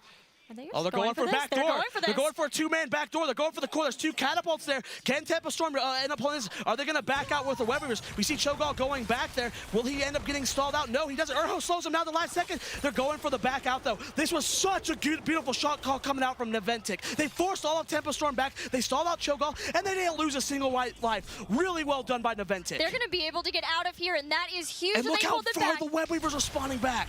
Molten Block once again going to be used here, but the big deal is they pulled Tempo Storm away from their keep. Yes, mid keep is still very low, getting hit by minions, but the fact that they didn't lose way more than that when they really lost that team fight hard is huge for Naventic. And the web weavers from top and bottom are so far back. I don't know when bottom keep fell. I think it was a while ago, but Tempo Storm looking to potentially get a win here through this mid lane, but by the time the web weaver gets there, it's already going to be down to half HP. Tempo Storm has to do something crazy here to win this fight and go for the core. The keep is going to end up going down here, but can Tempo Storm end with this web weaver? It's endless siege that they have with the Cho'Gall. Goku still here, all heroics up for both sides. Looking to see if they can do Tempo this. They're Storm's gonna push looking in like with they're going this. for the end. Yeah, they want to finish this right now. It's a 26-minute game. Yes. So it's late. Damage, there's a lot of damage, and it's up to Naventic to push them off here. This is such a stressful moment. Tempo Storm, the web weaver is already dead here. Looks like they're going for it with Cho'Gall here. He's already taking a lot of damage. The core is losing a chill. It's falling faster. Ma is on. Goku alone. KO with the bolt to the side. It's falling so fast. 50%. Can they end this out here? And Tomb goes down, but I don't think it matters. And Tempo Storm with the molten block. Can they end? It's 4%. And that's going to be it. GG. Tempo Storm ties up the set. Tempo Storm, the first team to take a game off of Team Naventic. Through all of these qualifiers, they dropped no games. They did not drop a game through a single qualifier. They went 2-0 versus King of Blades Alpha, and they just lost their first game. What a great feeling for Tempo Storm, especially when we saw, once they drafted that Cho'Gall, the smile on Stray's face. Yeah. Wondering how this was going to work. The face palm and everything. Taking a look at the hero damage here. Gall with 114,000 damage, a little bit, about 10k ahead of KO, who had 108,000. The third highest was McIntyre with only 80,000 damage. So it just shows you the raw damage that both Cho'Gall and, Gall and Bala have, which is great versus a solo support Karazim. Yeah, they were really able. I like that they almost baited them into saying, okay, we need a Karazim and we've got to go with that 7-sided strike because we need it for the damage. That's the classic to burn down a Cho'Gall, but at the same time, at the end there, especially once you got the piercing bolts from Shadow Bolt Volley, that is so, if it's on, if it's hitting the right people. That ancestral right there is what single-handedly won Tempo Storm the game. I cannot believe, if Ziggs died there, game. Yeah. Completely game. That 1% ancestral connect is what won them that game. That is a crazy. And taking a look at siege damage, I just want to show people the power of Gall, who has no mana, can just spam spells. 300,000 siege damage done by Soldier by playing Gall. That is absurd amount of damage.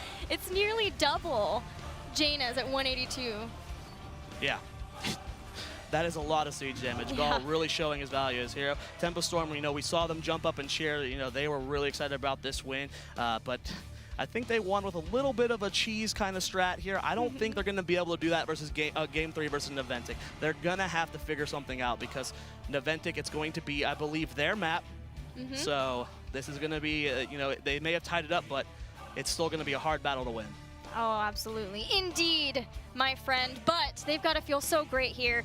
We've talked about it before. They feel the rivalry. They have an ex-teammate here, at least for KO and Soldier. They've been kicked out of 2 of tournaments by Team Naventic. So finally being able to secure a victory over them in a tournament has got to be such a great feeling for Tempo Storm. Absolutely. It's going to be Battlefield of Eternity for our next map, final map of this set. And this is, again, in these extremely important matches. We saw the elimination match, King of Blades Alpha versus Panda Global went to Game 3, and this is the map that decides who comes out of this group in #1 seed for the round of 4.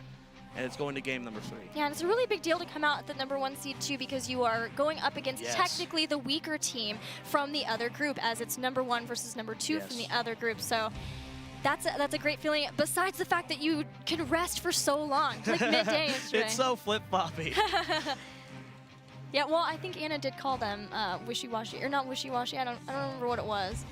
Undecided. Undecided. We'll go with undecided well, there. Tempo Storm is barely with that vote there, guys. Make sure you do get on Twitter. Use the hashtag HGC and let us know what you're thinking about these games, which teams you think or that you want to win as well.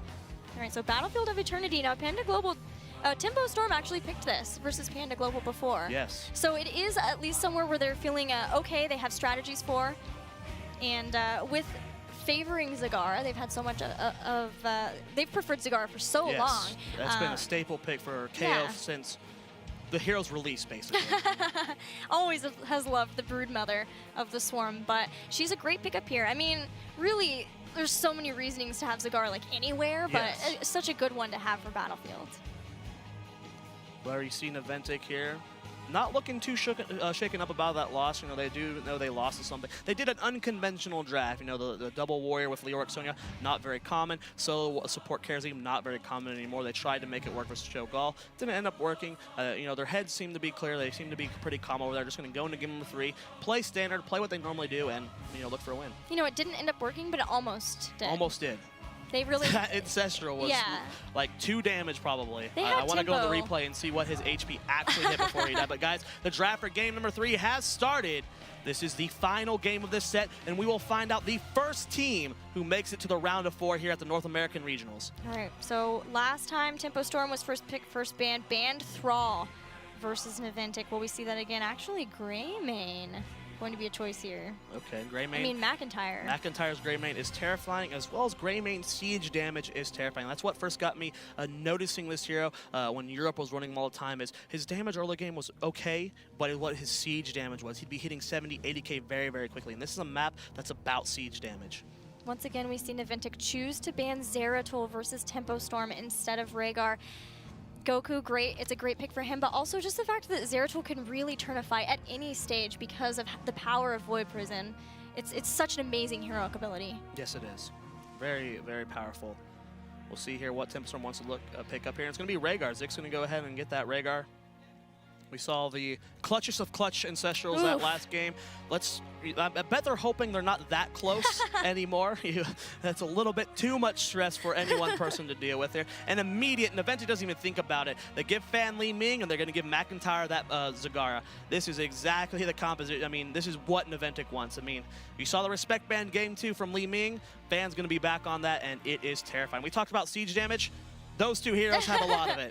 I like the Zeratul ban in that case because it's like, do you want Rhaegar or Zagara? Either way, we're going to get one of them. And they choose to pick up the Rhaegar, which means that Naventic gets the Zagara. And talk about powerful heroics. When you can hit Devouring Maws the way McIntyre has been, then that can really be a game changer. Yes, it can be. Yes, it absolutely can be. Falstad picked up here. That'll be played by Soldier from Tempo Storm. We'll see here what their next pickup's going to be. Are they willing to lock in a Warrior? We did see a lot of early pickups from Joanna from Tempo Storm today. Last game being the only game they didn't run Joanna, but it's going to be Thrall instead. Okay, so they're getting Goku Thrall. Yeah, they see that they've got, Naventic has a solo lane and hero of their own. They're going to grab Thrall so that he can contend with her. They also make sure that they have sustained damage. I'm wondering if we'll see what kind of a...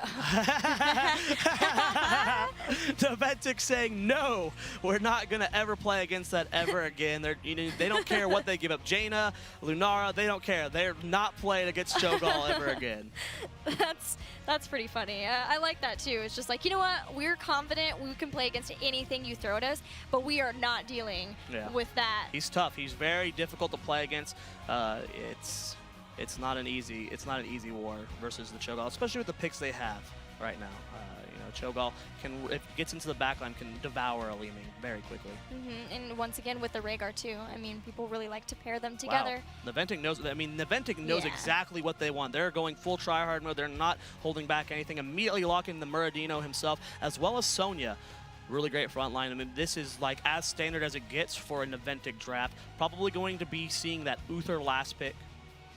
Now we have 2 more picks for Tempo Storm. It will be their warrior, likely Johanna. We've been seeing a lot of Johanna from Tempo Storm. ETC still available too, but it's been so much, except for the Cho'Gall, it's just been so much just Johanna. I actually really like Johanna here. You get the blinds for both Sonya, Murden, and Zagara. Zagara with the Envenom Spines has a lot of auto attacks. Murden, but Urho almost always going battle momentum, going to be able to slow that down. And of course, Sonya doing a lot of auto attack damage. So, you know, Johanna makes a lot of sense, especially on this map for stalling out those Immortals. What will be that last pickup here for Tempo Storm KO? Will it be the Vala again? He had a very good Vala play last game. The positioning was great. The strafes were on point. Or will we see essentially Jaina as well? It's now, crazy. I did talk to KO earlier about his games versus King of Blades? Panda Global. Oh, or Panda, yes. On game number 2, where KO played Jaina, and I talked to him after the game, and he said he was very unhappy with the way he played Jaina. He wasn't feeling comfortable on it. It's been a long time since he's played Jaina. So we'll see if that's something that KO is willing to do here in this game. Well, will it be just, you know, there's 2 heroes. When you think of KO, what heroes do you think of? Zagara and Vala. Yeah. I mean, it is a For battleground. good reasons, though. Ooh. Oh, so it is going to be Lunara. Awesome. Nice. Lunara's so good on this map. Nature's Calling at level 7 allows you to do so much siege damage. We saw King of Blades Alpha utilizing Lunara on this map earlier today. Yeah, and it is a battleground where you want the siege damage, and especially sustained damage is more of a priority too, because of there's always generally times when you have to race the other team down with the Immortals. So being able to do that for them, they've got some great. No surprise. They've got great heroes for that. But yeah, finishing the draft with Uther. Yep. Really no surprise there. I mean, Kenma made it look very good in the games he's played so far. Pairs very well with Sonya. If I'm looking at this and thinking at it objectively, I think both teams, minus 1 pick on the end of Tempo Storm, got the exact compositions that they wanted. Neither team was drafting around each other, like trying to deny picks, trying to force them on the comps that they don't want. They were making sure that each team got the comp, like they got what they wanted to run. I think both teams did that. And what's the 1 pick? Lunara. I think if Tempo Storm were to be like, we want these 5 heroes every single game, it'd be Zagara instead of Lunara. But Lunara is not necessarily a bad pick, and KO can play it very well. Curious if it should be KO on Lunara, it should be Soldier on Falstad, and then, of course, Goku on Thrall. Well, we will see very soon, but this is it, Zoya. Yeah, this is it. Game number 3 between these 2 teams. Winner moves on to the semifinals. Will face the 2nd place finisher out of the group from Group B tomorrow, and the loser of this. I got punked. It is KO on Falstad. The loser of this game has to go up against a King of Blades Alpha tomorrow. Yes, they do. Winner goes on, of course, to the right on the floor, but you get a significant prize bump as well. Absolutely. Well, we are almost there in the game. But guys, we want to hear from you. Don't forget to tweet using the hashtag HGC, because this is game 3 between Tempo Storm and Team Naventic. Here we go, guys. Get hyped in the chat, because this is it. On the left-hand side of the map in the blue trucks, it's going to be Naventic. Fan playing Li Ming, Zuna on Sonya, McIntyre playing Zagara, Uro playing Murden, and rounding out the team is going to be Kenma on Uther. And in the red, it's Tempo Storm, feeling great after a victory over Naventic finally in the last game, with KO playing Falstad, Zix running into a wall endlessly as Rhaegar, Soldier playing Lunara, Srey on Johanna, and finally Goku playing Thrall. So much pressure on the line for both these teams. I talked about it before game number 1. Zuna said to me backstage, he's very confident in his team. If they drop a single game, he's going to be upset, and they just dropped the game. We'll just see if that affects the mentality of his team this game, because they were looking to go into this tournament and be undefeated the entire time. It's going to be power hungry still for Li Ming, even though this is a battleground where you're out of lane and not getting as many regeneration globes from that. And that might be why Uther is still kind of considering what he wants to do. Still going to be Conjurer's Pursuit picked up for him at level 1. Well, it's going to be Thrall versus Zagara. You know, this is one of the more consistent matchups we have in the top lane. Thrall and Zagara are considered the 2 best laners in the game. And, you know, I've seen Goku and KO practice this matchup in custom games all the time. And if it's played perfectly, it's won by the Zagara. Well, we'll see how McIntyre can do with that, as they're both posturing around each other. And Arrow, maybe you're looking to make that not as a fair fight, as he is coming up looking for that rotation, but Goku playing safe, realizing that he's off of the battleground and going to stay back and close underneath the safety of his towers. Urho rotating back down towards the mid. Going to be potentially aggressing on either lane, just waiting for either side to potentially overextend. And until we get that first mortal spawn Gilly, which would be in the next 15 seconds, You know, both teams playing very safe, but just look at the siege damage from Li Ming. It is so good. Later on, we'll see Soldier with that similarly, especially if he picks up Nature's Culling, which is very likely on this battleground. But for now, Li Ming is the queen at being able to just burst down those towers. And that can give them, if they could get that, a healthy little bit of a lead going into this first Immortal phase. Well, it is about to spawn in 5 seconds, Gilly. We'll see where they end up being. And Tempo Storm versus Naventic, which one will come out on top? And Naventic with the better spawn, already on top of the Immortal for Tempo Storm. They rotate up, and it should be won here by Naventic. Starting to burn it down, but so is Tempo Storm. Very close, neck and neck, but Naventic will bring it to the mid. About 2,000 worth of damage done so far as they hit the halfway point and rotate back. Will we see Beleth pushing down the lanes, or will we see Alarian making his charge after this phase?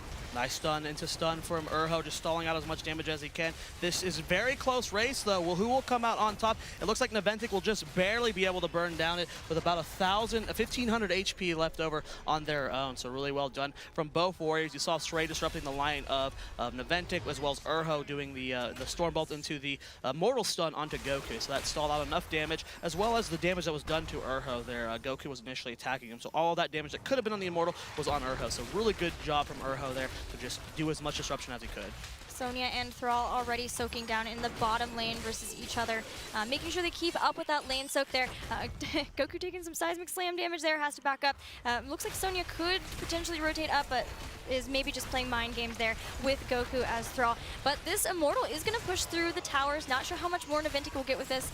Fairly unsafe to try to push in any further, especially with that getting taken down so quickly. Tempo at least did a good job of taking down the amount of shield that Immortal was going to have that first phase. Absolutely. Doing a very good job of it. But nice win here for Naventic, as they do have a slight experience lead and are able to control the map. It's going to be Zuna laning versus Goku here in the bottom. And looks like the first camp here potentially taken, but nice invade coming out from Naventic. They could smell it being taken. That's what they're known for, is the invades. Iron Skin has been popped very early, and they're going to go ahead and retreat. Hunter Killer pushing back. Stray, by the way, wanted to point out that we have updraft, so the range increase for barrel roll for Falstad, looking to make sure that he can save alive, stay alive, K1 Pro was the survivability. first one I see to us all take that talent. Well, it's also seasoned marksman for a very long time, and then K1 Pro was the initial one. I believe at BlizzCon is when he first busted out updraft. And like seasoned marksman's still taking a lot of the time with secret weapon and power throw, but because of the fact that you are out of lane so much and there's so much lockdown and wanting to make sure you can barrel roll away from anything crazy from Naventic, it's going to be nice for him, but you know, you won't have that quite as big of scaling into the late game as he would with seasoned marksman. Yeah, we'll see how this is going to affect the play here. Will they be a little bit light on damage, or will the updraft be saving KO's lifetime and time again? I almost said Soldier because I'm just so used to Soldier being the Falstad player here. Looks like Bruiser Camp on the right-hand side of the map going to be taken here by Tempo Storm. Naventic, of course, already taken. There's going to be pushing on that bottom lane. And still Urho versus Goku in the bottom. Should be easily cleaned up here by Tempo Storm. The next Immortal is going to be spawning very soon, Gilly. Oh, this invade coming from Naventic here onto Tempo Storm's Bruisers. They get onto the point, but they immediately back out of there. And they might have actually overextended a bit. Kenma's in a lot of trouble here. Nice Baneling's actually coming out from McIntyre, doing a lot of splash damage there. It does not look like Kenma will end up going down, but he's going to have to tap well very early here. And the Immortal spawn, very good, well spawned for Naventic. They needed time to stall out for Kenma to get topped off. So this was actually, could not have been better spawns for Naventic. It was nice that he did have a well tap, but you said it was early, and that's right. If he takes a lot of damage now, won't have that, would have to go all the way back now too.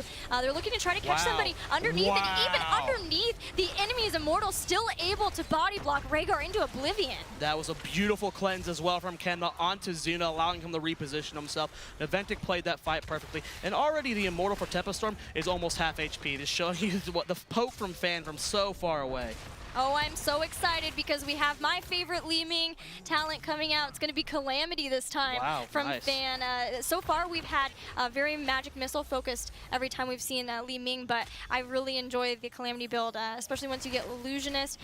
Just being able to be so aggressive. It's funny to see a mage be so aggressive like that. Soldier trying to reposition himself a bit here, doing as much damage to this Immortal as he can, but I don't think it matters, as actually Kenma taking a lot of damage here. The rest of Tempo Storm looking to get aggressive. Urho rotating up. Soldier's going to go ahead and dismount him. About a quarter HP left on the Immortal for Tempo Storm. Naventic definitely looking to close this out. Lunara keeps rotating up to do as much damage as they can. Urho goes for a double stun here, or so actually single stun. He did not end up getting the double stun. He did go battle monkey like I thought he would. So Immortal getting very, very low. Goku about to go down, cleanses, but happens, but not going to change anything there. And a lot of damage actually on the back backline of Naventic from the Immortal stuns there. Zix trying to reposition himself. I don't think he's going to be able to get out here. He might help secure a kill onto Urho. The poison damage is ticking. Will Urho go down? Kemba doesn't have a heal up from, but the self-heal from Murden helps keep him alive, and that last Holy Light from Kemba able to top him up, and the Immortal goes to Naventic. And this time Ilarion is far more shielded as he'll be pushing it down that bottom lane. Stray in trouble. Iron Skin popped. Can he get away? It looks like they don't want to try to push in, knowing that the poison damage is there. By the way, Nature's Calling was picked up for Lunara, so that will help in the future Immortal fights, but it was pretty late into that one. So with that, Naventic are going to have a nice advantage with this this Immortal. More with half shield here. Definitely going to be able to get this forward even without Li Ming and Zagar being with it. Sonya in the top lane as well. Fort should end up going down, but great siege so far from Tempo Storm. Stray doing a good job of zoning out Urho and Kenma, and they're burning this down pretty quickly. They might actually not get the fort here because of the delay from both Urho and Kenma and Fan getting here. And while the Immortal falls and the fort still stands, might have been a bit of a misplay coming out from Naventic here, not sending at least one more person to push with that. Stray did a great job of zoning them away. Yes, he did. And now, as Lunara starts to scale and do a lot more damage, it could be something that Uther struggles with healing from that because of the fact. That's a good point. Yeah, because of the fact that she has this just poison damage, and he's very cooldown based. So if he runs out of those cooldowns, and he's not looking for the cooldown reduction on Holy Radiance either, he had to pick up Cleanse there at level 7. So that could be a huge problem going into the later game for Team Naventic. Level 10 here for Naventic, and they're catching Stray. Disintegrate goes out. Iron Skin has been popped, but I think Stormbolt is still available, and it does end up not being used here. Goes for the Dwarf Toss, missed the body block there. A beautiful cleanse timing from Zix. That was almost instantaneous, and Stray not going to go down. Fan over the wall shooting spells at that fort, and not going to end up going down here. Goku still in that top lane, still getting experience. Going to start the Bruiser camp as KO is flying up top, and that should be getting Tempo Storm very close to level 10, but that bottom fort finally did end up falling. Man, Zix play has really been impressing me, from the ancestral healing last game to that clutch cleanse. He saved Johanna's life there, being able to do that from the Stormbolt. So really great play coming out from Zix. Definitely feeling the adrenaline of such a hype match, knowing that they're one game away from getting into the semifinals over Team Naventic. Level 10 here for Tempo Storm, finally taking a look at the heroics. Nothing out of the ordinary on either side. Standard per usual. Bruiser camp being taken by Tempo on the right. Naventic at the same time takes the left camp, and that is going to be the Immortal spawning in 10 seconds, Gilly. Great timing from both teams, making sure that they're pushing along with the Immortals, looking to try to get some free damage onto some of the structures of their opponent's team. And in that top, that'll be a really good push. This is bad for Tempo. Lunara and Joanna went to the bottom lane to clean that camp, and this is so much free damage onto their Immortal here, but Tempo Storm looking to get aggressive. Yeah, they're going to move in and actually leave Lunara into the back to just do what she can. The rest of them are going to zone Naventic away for now. There's 2 choke points that they're trying to keep them from being able to come in on, with Thrall on one side if he needs to throw out the Sundering, a Stray on the other, but he's going to start to get pushed back as Wrath's Berserker comes in. They see that damage is going down onto their own Immortal, so they know that Lunara is not with them. She had to come in now as well, and she will be able to try to push them back. Blessed Chill on the Zuna. The Maw is there, and the Divine Shield perfectly timed. Fan over the wall with Disintegrate, but a good Ancestral coming out from Zix onto Stray there, and that's going to keep him alive there. But look at that top fort, Gilly Weed. The Shamans that were left uncleaned are about to take that down, and now the Immortal for Naventic is getting burned down so fast. Urho's looking to contest. They get Stray. Iron Skin pop very early. They're going for the body block, and Stray might go down here. Ancestral's not up, but a nice Condemn on top of Fan to interrupt that. That's going to be the death of Stray. It was amazing decision-making by Tempo to have them clear out the Bruisers so that they wouldn't lose as much to the Bruisers, although they did lose that fort. It wasn't going to push as much, all the way up to the keep. But unfortunately, with losing Stray there, they are going to still try to maybe come in and contest this. They know everyone is here, and they're trying to stop them as much as possible. We see maybe a Mighty Gust push them away. They're trying to defend this, and the top fort did end up going down to those Bruisers. So Tempo Storm getting a nice win there, but they still have 6,000 damage they have to avoid, and that is going to be Disintegrate used to finish it off. So the second Immortal of the game going over to Naventic.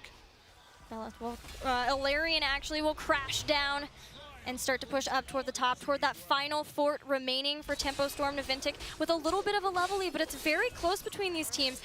4 takedowns for Naventic, none yet for Tempo Storm, so that's a little bit of a difference, but Tempo's still doing a good job despite that of trying to keep up in experience. Naventic, though, doing a great job with the rotations and trying to close out this game as well. They're going to take down the second fort of the game here. No way this one lives, even though Tempo Storm has great siege damage right now. They're going to go ahead and fall back behind their keep wall. I don't think they'll be able to get too much out of this push unless they get an easy kill on someone. This should get the keep wall, and Naventic will back out after that.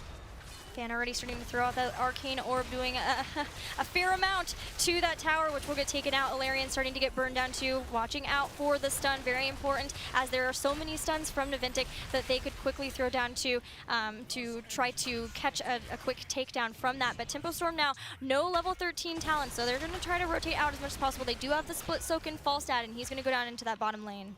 Top camp being capped here by Naventic. They're waiting it out, though. They're being as patient as they possibly can before finishing that. Lunara Wisp does get denied scouting it, as Urho did kill it off, but they do know that it was taken now.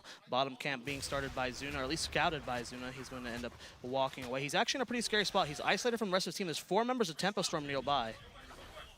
Looks like more people are coming. Uther's starting to rotate around too, and yeah, without having 13, Tempo just knows that they can't be too aggressive here, because if they start to lose people, they're going to get further and further behind. Right now, it's not too much of an issue. They're going to get 13 before the next Immortal phase, but if they really get caught out, then they're facing an issue of Immortal starting to move on to their keeps. Naventic doing an excellent job of maintaining that experience lead up, still over a full level here. Fan not even afraid to use Disintegrate to just get a little bit of extra siege damage on this bottom keep wall. With the Immortal spawning soon, you know, any extra damage you do to this wall makes, you know, the Immortal do even more when it pushes here. But finally, Tempo Storm getting that level 13, Gilly. They are going to get 13. Been looking very standard. We have Earth Shield there, picked up unfair advantage for Lunara, and we have a lot of slows that she can use that with in conjunction with, as it does make Nature's Toxin do 50% more damage to anyone slowed. There's the slow that comes in from her Crippling Spores, of course, but then there's also Punish from Johanna, the Earth Bind Totem from Rhaegar, and then even the slows from Hammering too. Well, both Bruiser camps being taken this game. Last time left uncontested, got Tempo Storm a fort. I doubt either team will be letting that happen again. But Naventic on the verge of that level 16 as they're just about to hit 15. Disintegrate coming out early. Iron Skin popped very early here from Sray to keep himself alive. We'll see what they can do with this time now that they know that the Joanna player is vulnerable. It's like Murden going up to defend. Sonya helping along those bruisers as much as possible, trying to force some people down here in to try to respond to it. And with that, you instantly see the rest of the members of Naventic go in. This is a problem for Tempo. They're the ones who are behind. They're the ones who can't let this go on for too long, or Naventic are just going to pick up 16, and Tempo will have to give up another Immortal. Well, we do see that a lot of damage going on the Goku. Does reposition themselves. Stuns Kenma with his root. Level 16 so close here for Naventic. They're doing such a good job of maintaining this experience lead. But Tempo Storm needs to force that fight now. They know that. They need to make something happen as Naventic on the verge of 16. Disintegrate goes out. Good condemn from Sray, and KO gets hit with that Ancestral Gust used, but not much value out of it. They're looking for Zuna. They do not end up slowing him down. Ma has been used. Only catches the Joanna player there, but Sray, wow, just gets immediately annihilated out of that, but at the same time, Li Ming's gonna go down. Urho very low from the poison. Kenma getting low as well. Can Kenma keep him alive? Thrall's gonna fall to Zuna, and Urho's poison. Will the self-heal keep him alive? Kenma trying to get to him, and he just barely survives the Lunara poison. That's the problem. We talked about it, about Uther trying to deal with Lunara poisons. Once his cooldowns are down, that's a long time to have to wait with her throwing out a bunch of damage, and especially when it's doing 50% more if it's slowed. But Stormbolt is going to hit Soldier, slowed down by the Thunderclap, and Lunara gets taken out for 34 or more seconds, and with that, Naventic pick up level 16 talents. Yeah, this is a huge lead for Naventic. They're going to be getting so much Immortal damage as Soldier's not up for 25 seconds, and Lunara is like the backbone of this composition. Without Lunara, Tempo Storm can't contest points, they can't siege, they can't really do anything. So with him being gone for 15 seconds, this is going to be a very powerful Immortal here for Naventic. With level 16 too, they're going to have a healthy amount of push available with this Immortal too. It's going to have a lot of shields. They have 16, so Tempo Storm has to play back. They have to play safe. They know that if they lose too much here, Naventic could push in with this and win. We'll see here if that's going to be the case. Tempo Storm has a long way, a very long and dark road until level 16 here, and they might not be able to get it. Like you said, this could very much be core. Immortals pushing bottom lane is going straight on to keep. Tempo Storm going to struggle to fight this 15 versus 17, and this is going to be a very tough hold. Naventic already pushing up the lane, making sure the Immortal can walk straight up to that keep, taking down the walls, making sure that they can spread out and make sure that they don't get too many people caught into the condemned. And Keeps falling so fast here, is. Gil. He's already at half HP. Immortal's going to take it down. Wrath of the Berserker pop from Zuna. Spear does not end up connecting with anyone. They're going to get the keep, but will they be looking for more? Soldier already at half HP. Nice heals coming out from Zix to keep him topped off. They're looking for it, though. They're going for potentially the end. The Stormbolt hits with Lunara. Van Blinks 4 does a lot of damage, but nice cleanse coming on the Soldier from Zix. Goku gets hit with an Ancestral, but pretty early there. Good chain heals coming out. Stray's very low, and he's going to be the first to fall in this fight. Immortal's going for a core. They get the Maw out. They're trying to end here, and they're going for it. It's a loss in HP. Soldier does not end up falling here. Can they hold this at 70%? And Naventic is trying to end out here. I think they've got Immortal still have HP. GG! Naventic is the first team to make it to the round of 4. Congratulations to them. I hear the yells. They are so happy they made it through there. Moving on to the semifinals, game 2 looked scary. And it looked like maybe the damage was going to come back, especially with Lunara having only Uther to try to deal with that. But a great job by them of being able to make sure that didn't get too much of an issue for them, winning even before we could see 16 for Tempo. Naventic, we talked about it in the draft. Both teams probably got the ideal draft they wanted for that map. They both drafted for their styles, and Naventic just looked better. That style, the way they played the game, they played that phenomenally. 9 kills to 2. Their aggression was almost perfect. Really good job. And you see these guys hugging each other. Like I said, these guys scrim each other more than any other team. They're their #1 scrim partners. They're good friends. They talk all the time. You see the hugs going out. You got former teammates, KO and Soldier with Zuna. I mean, despite the loss, these guys are, they love each other a lot. They're so happy, and they should be, because Yes. they are one step away from getting a trip to Seoul. Yeah. And they've just greatly increased their prize pool, too, by making it to the round of 4. semifinals. Yeah. Yeah, so #1 seed coming out of Group A is going to go to Team Naventic. We will see more of Tempo Storm tomorrow as they take on Panda Global for that last round of 4 spot from Group A. But Gillyweed, we're moving soon to Group B, and that's going to be a pretty exciting group. You got Cloud9, Cognitive, Team Blaze, and of course Team Nom. Yeah, it's going to be very interesting. Team Blaze does have a sub playing for them this weekend, as Jason was really ill and wasn't able to play with them. Yes. So I'm wondering how that will influence the groups for them. But I know that they have DXN, and DXN's been playing with Yuge and Cladius. Yeah, for their dorm team. For their dorm team. So it's someone who is already used to their styles, who's able to fit in there. But I'm really excited to hear from our victors of this match. Anna, take it away. Guys, I have Fan, officially, as we have discussed, the most decorated player in all of Heroes of the Storm. What a match, Fan. We were freaking out. Was that as good for you guys as it was for us? Because it was really good for us.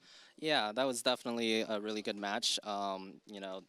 I didn't think it would go to Game 3, and I didn't think the games would be so close, but, Tempo played absolutely amazingly all of the games, so it was a good match. Well, and they drafted Cho'Gall for the first time in the tournament, and you guys banned Cho'Gall in that Game 3. How much of a factor was Cho'Gall here?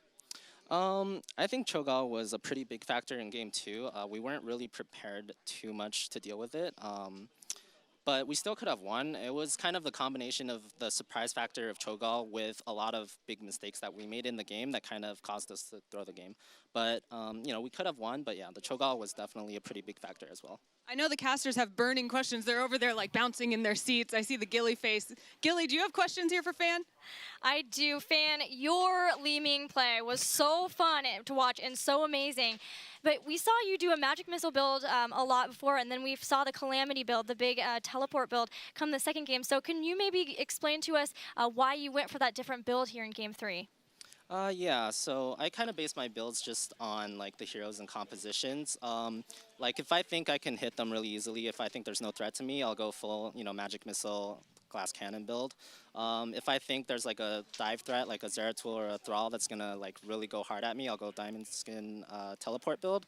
And sometimes, my team wants to go hard, so I just go in with them, and those times I'll use the Teleport build as well. Okay, that's really cool. Now, Tempo Storm has been scrimming you guys a lot lately. I think Tempo Storm would say that you guys are their #1 scrim partners. What does that do to you going into a tournament this big when you scrim these guys all the time? You get each other, know each other's strats and what they've been running. How does that affect how you draft and play in a tournament?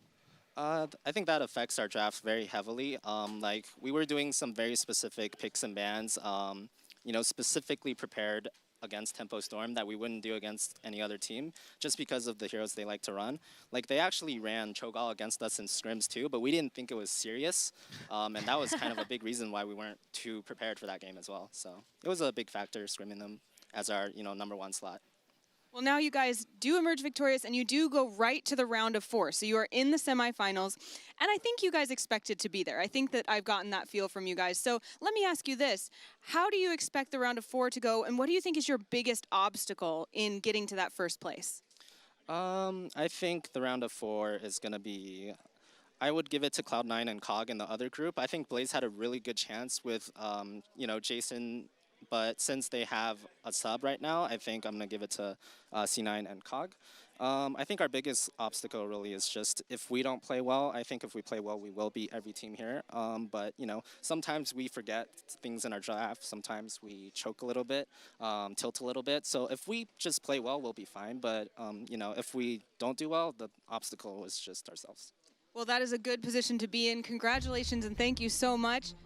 And have a great time backstage now resting, because that's all you need to do for today. Guys, that's all of Group A for today. But don't worry, we have lots of Group B and lots more delicious Heroes of the Storm to serve up to you on our beautiful, glistening silver platter. You see it? It's right here. Anyway, we'll be back, and I'll bring you more right after this.